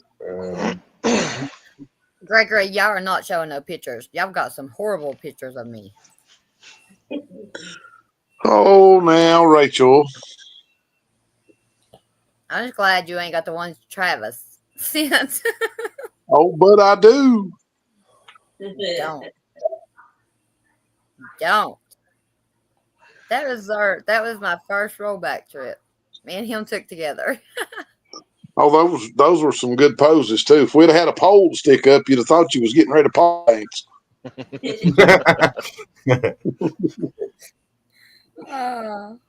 We have a ball at work. Gotta make work. All right. I got to balance. Me and my brother. I got to balance. Me and my brother, we're going to go across the street to the bar and play some pool. Oh, what happened, Tucker? You can't come visit me? I know. You tried twice. I'm stuck in Olive Branch. Justin, look at Do your what? phone. Look at your phone. Why am I looking at my phone? Just look at your phone. Lucy. Your messenger.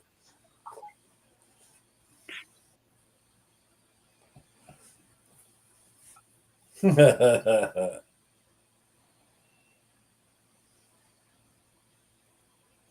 on. Scott must be thinking he's funny.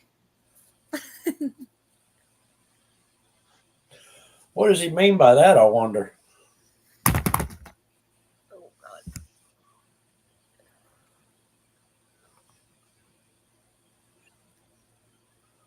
There we go. Now I can see.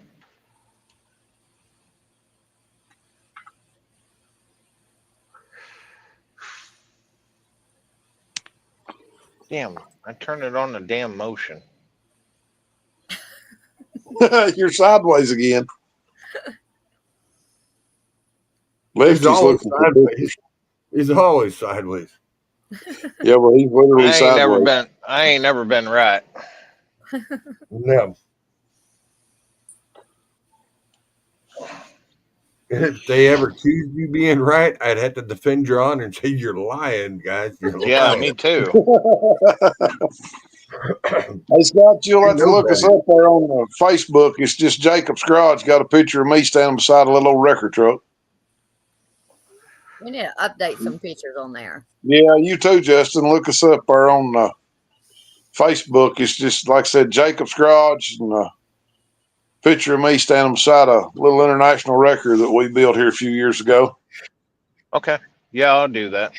And we got a TikTok, and then my personal page is my full name, just Gregory Jacobs, and it's a picture of our tribute to the veterans truck. It's a 95 International that we built here at the shop, red, white, and blue, stars and stripes, and whole 9 yards for the Veterans Memorial truck. Okay. Rachel's got all kinds of good pictures she's posted on there. I've got a bunch more. Lefty, I have to send you a video. It's back last year when Paul was getting his hair cut. Oh, no, don't you do it. Oh, yeah, the video or the picture? The video. Both. Oh, my gosh. It was hilarious, Lefty. I know. I've seen part of the video. Oh, God. You'll see how they treat me, Scott, if you ever get to see this. Oh, no. If you've seen half the videos and stuff that we made of Scott, you'd be like, this haircut ain't nothing compared to Yeah. what we did. Yeah. I just wish we had the video of Andy in the tool room. Oh gosh, guys, I got to tell you about this. I've got a camera in the Greg Oliver. I've got a camera in the tool room up there, Justin, and it alerts one of my phones when somebody walks in the tool room. Well, I can hit the mic on it and talk to you through the camera. And Andy had went in there to get a saw or something, and he was looking on the pegboard. And I mean, he wasn't but like 2 feet away from the camera. He was looking at that pegboard, and I keyed the mic up on the camera and deepened my voice real deep. And I went, "Hey, boy, what are you doing?" And hey, he slung that saw, and he was like, I was looking for a saw blade." I said that would be priceless if we had that video. We could put it online. Oh God! I ask him every now and again if the walls are still talking to him. I should have asked him that when I was there. For about a week and a half, he would not go to the shop unless I went with him. He'd be like, "Yeah, he would not go by himself. Would not go over for nothing." Well, if I ever get a chance to stop up there by Bristol or up there by Charles's place, I'll make him bring me over. Oh yeah, come on over anytime, man. Yeah. Every time I try to make plans to stop by Charles's place, they always end up changing my shit, and I either got to go back to New Jersey, DC, or our Boston yard. Yeah, because he called me up and said, "Hey, I'll be coming through there tomorrow. We're going to go hang out. We're going to go shoot some pool, right?" Yeah. He goes, "All right, I'll call you when I get there." I'm staying out. Dude, nice. You're not here. Where you at? Oh, they turned me around, set me all. I'm up here in Illinois. I told you before that. I sent you a nice little heartfelt message. "Hey, man, sorry to break plans, but they're sending me back to New Jersey." Yeah, Charger. I hate that place. I do too. We do a lot of.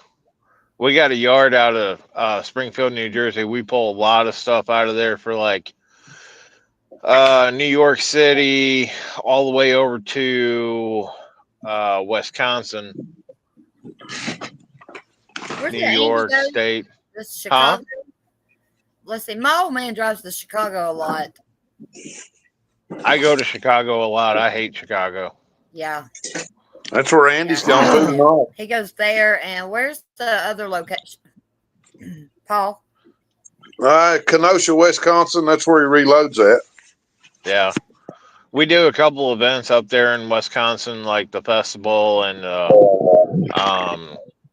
I think one is like a skating rink or something like that. We'll take up a set of gens. That way they can use the chillers to cool down the ice and all that kind of stuff. So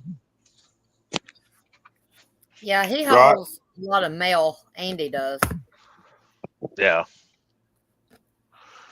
I got lucky. I ended up in the entertainment side, so yeah, that's not bad.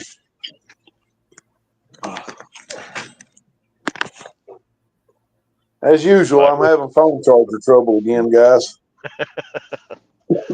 All right, y'all. I gotta bounce. My brother set me up. But I'm gonna be nice. Oh, by the way, they just now finally got rid of that truck. What truck? That International that you had to go to Florida for. That was a Freightliner. Or no, I thought it was an International. It's a Freightliner. It's an old Walmart DC truck. Yep. They finally got rid of it. And got full boat out of it too. No shit. Yeah. Yep. Wow. They put a new clutch in it and got rid of it. I heard the last guy tore it up. I talked to Sonny. Oh yeah, a while back. Yeah, tore the clutch out of it and done some other things. Yeah. Yeah. But they finally sold it about 2 months ago. Yeah.